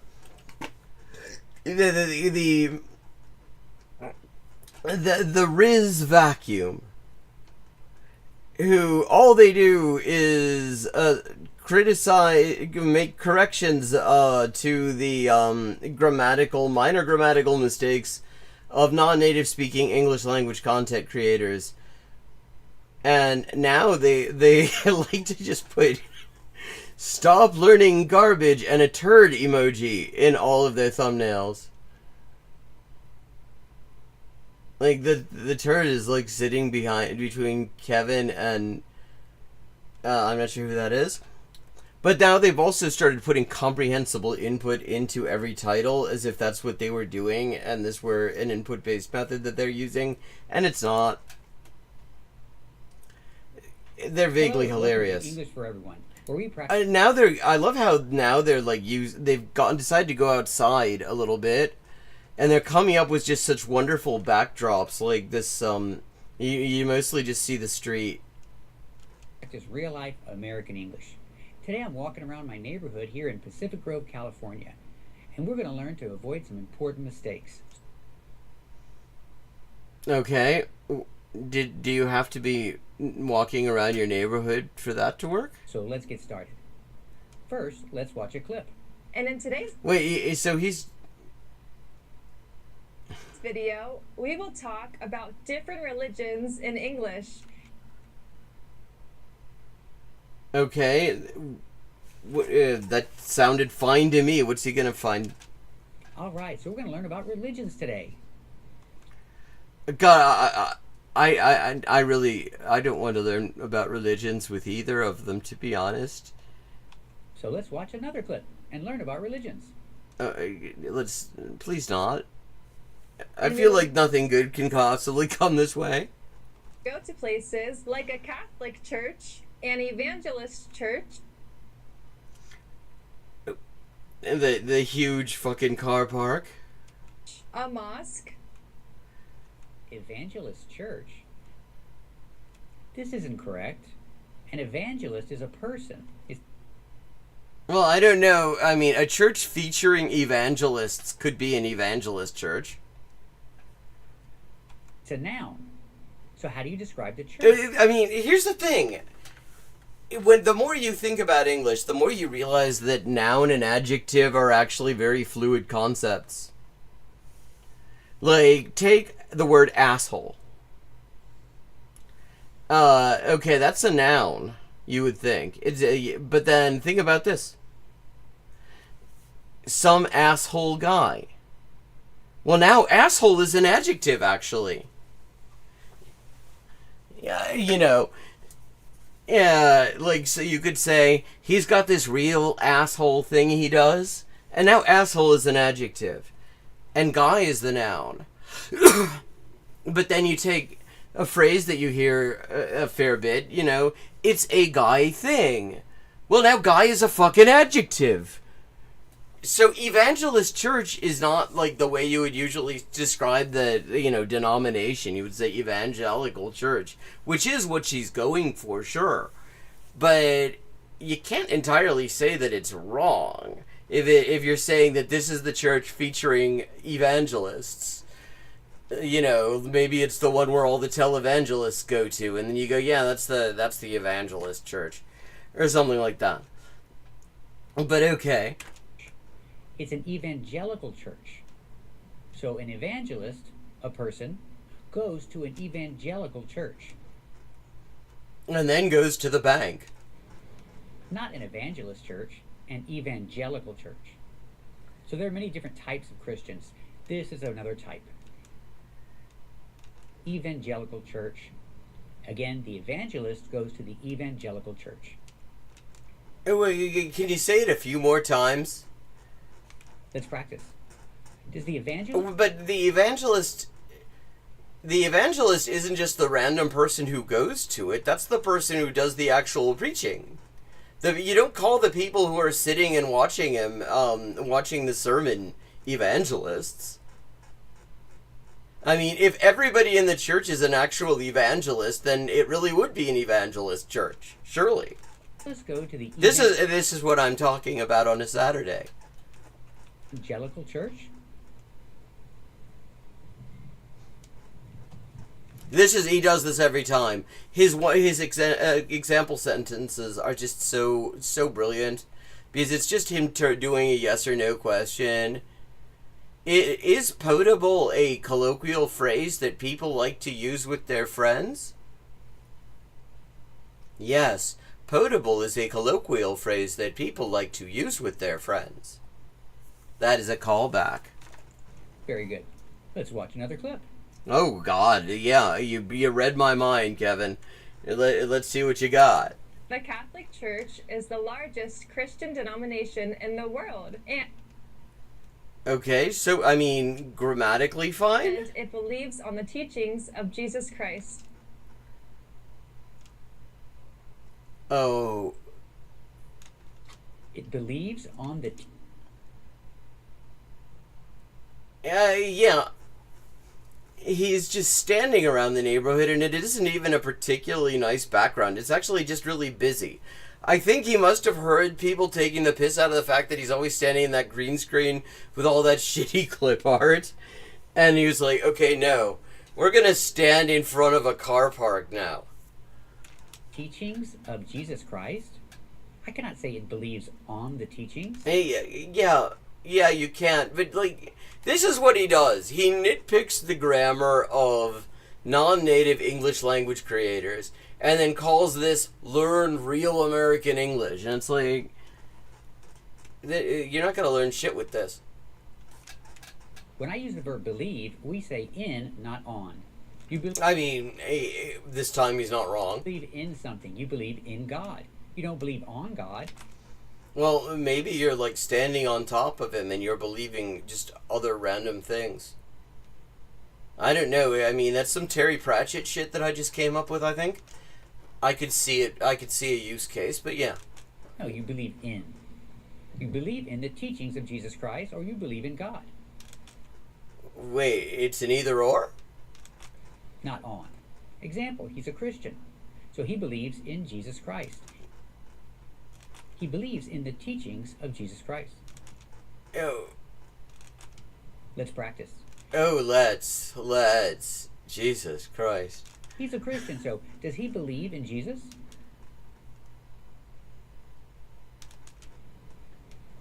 Maybe. That's right, he believes in Jesus. Does he believe in the teachings of Jesus Christ? Maybe.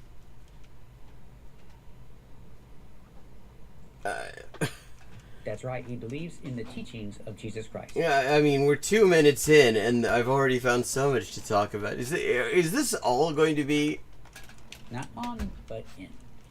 So when you talk about religions, systems, things like that, or the existence of something, we say in. You believe in God. But remember, if it's person to person, I believe you, do you believe me? No. No in, no on there. You are unbelievable. I cannot believe that anyone would actually be this committed to making such, like, rizless videos. There are so many things you could do as a creator hoping to teach people English. Like, you could do podcasts. You could do, you could do cookery videos or something for people who are just learning the language or something like that. There are millions of things, and instead they decided that the thing to do is to act like everybody's least favorite prescriptive grammar teacher and just criticize the grammatical fuck-ups, the trivial grammatical fuck-ups for the most part, in the casual speech of non-English language. They chose to do this. I do not believe this. Do you believe me? No. Very He good. had a different facial expression there, though. That's different. Yeah, oh yeah, I believe in you. That good point. Good point there. I believe in you is also a thing you can say. It isn't just, I believe you. I believe you means I think what you're saying is true. I believe in you means, that's actually a very philosophical question when you really get down and try to explain it. But it's expressing confidence in a person. Good. Let's watch another clip. Well, within the Catholic Church, there is a hierarchy. God, Pope, cardinals, archbishops, bishops, priests, people. Is that the way that, like, so that makes it, that kind of makes it seem like the people at the bottom, the rest of them are not people.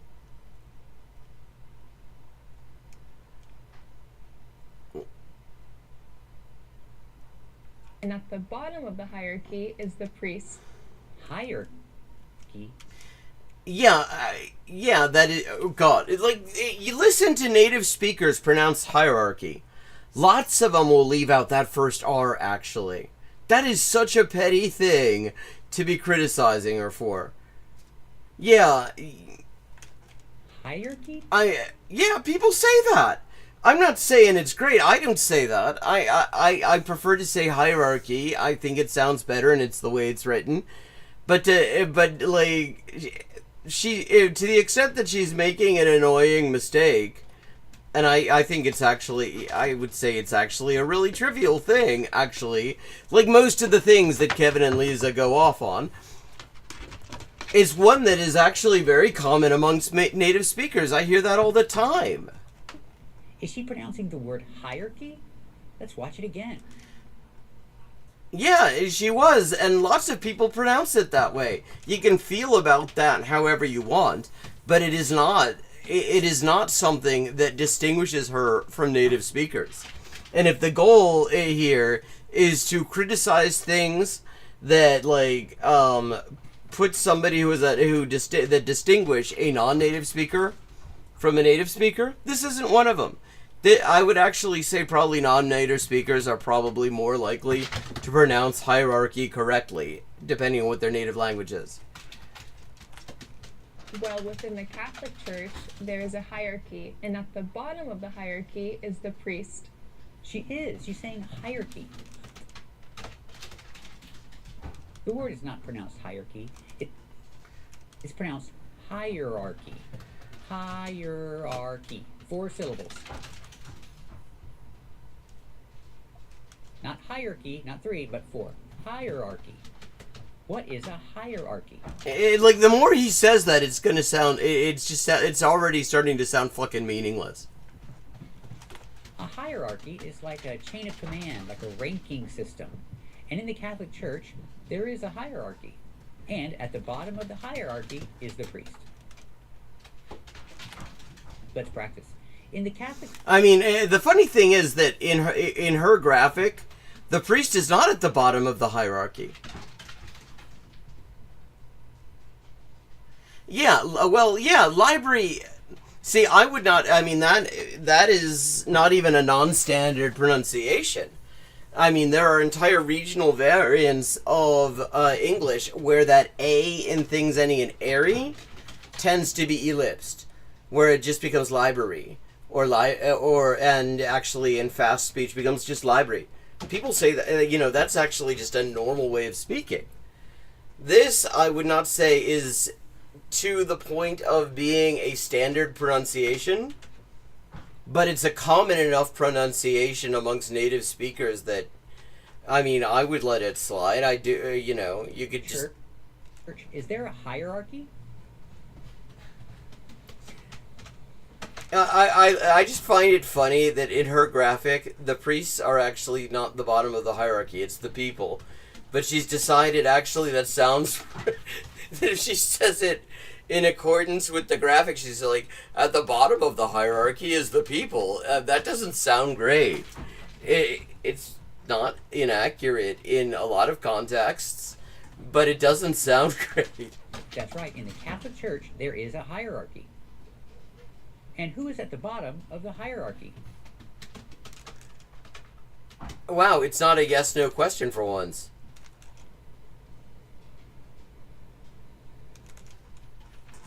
Wait, is he nodding because this time he was expecting somebody to answer?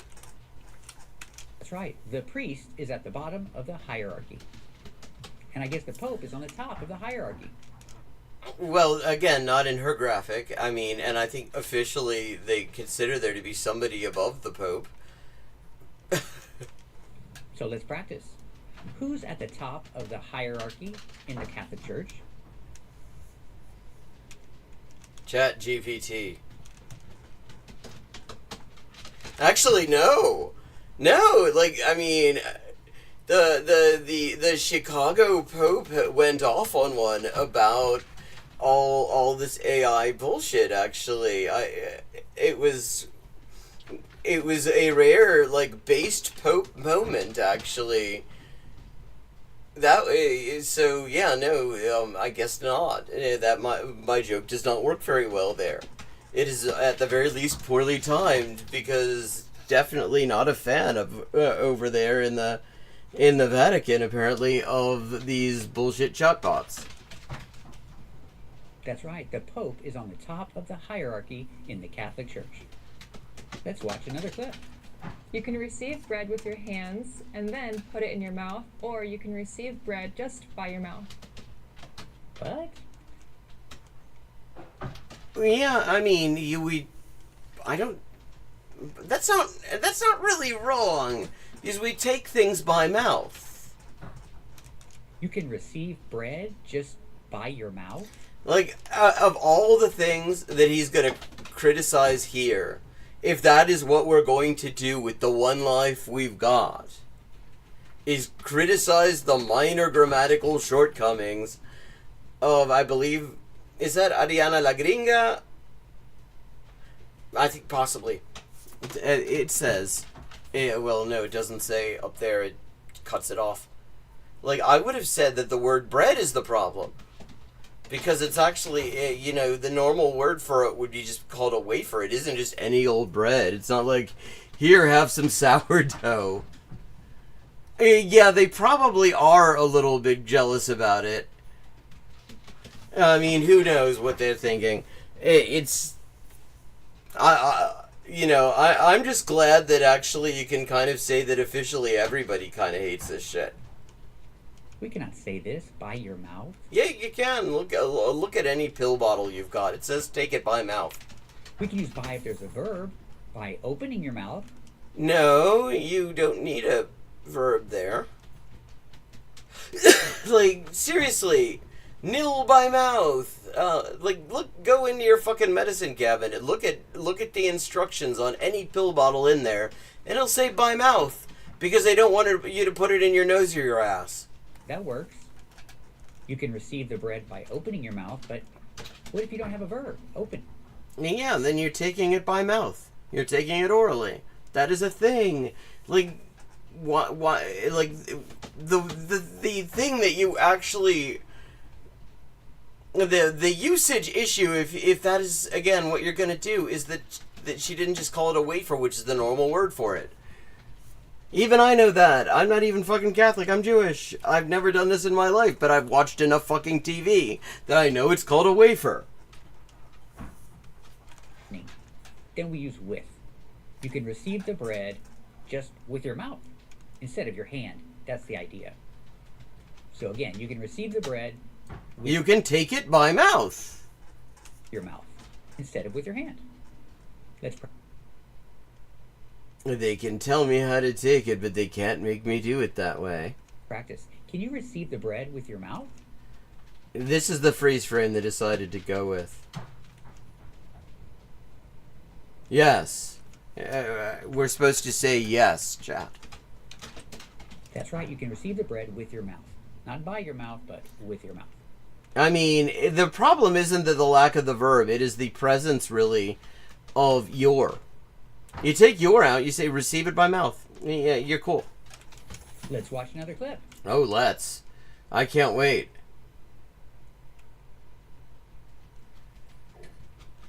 There will be many people moving around this basket down each aisle.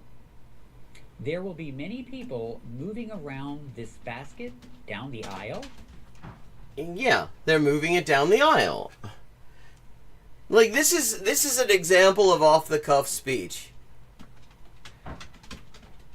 Can you put the flesh in your mouth? I mean, it depends on which flesh and which mouth, I suppose. Yeah, I mean, Eucharist is the most formal technical term. Or the host. Like, Or just the communion wafer. Like, shit, there's lots of words for it, but you don't generally just say the bread. Because it isn't like they're like, here, have this, it's a delicious sourdough. I mean, that would rock, but they don't do it. Okay, and it is time for me to wrap up for today. Thank you to everyone who joined in. Welcome to all the new people and all the recent people who have recently joined and have come back as well. Always good to see you, and I will be back tomorrow at 4:30 p.m. U.S. Eastern Time, and I look forward to seeing you then. Have a good evening. It is time for me to eat things.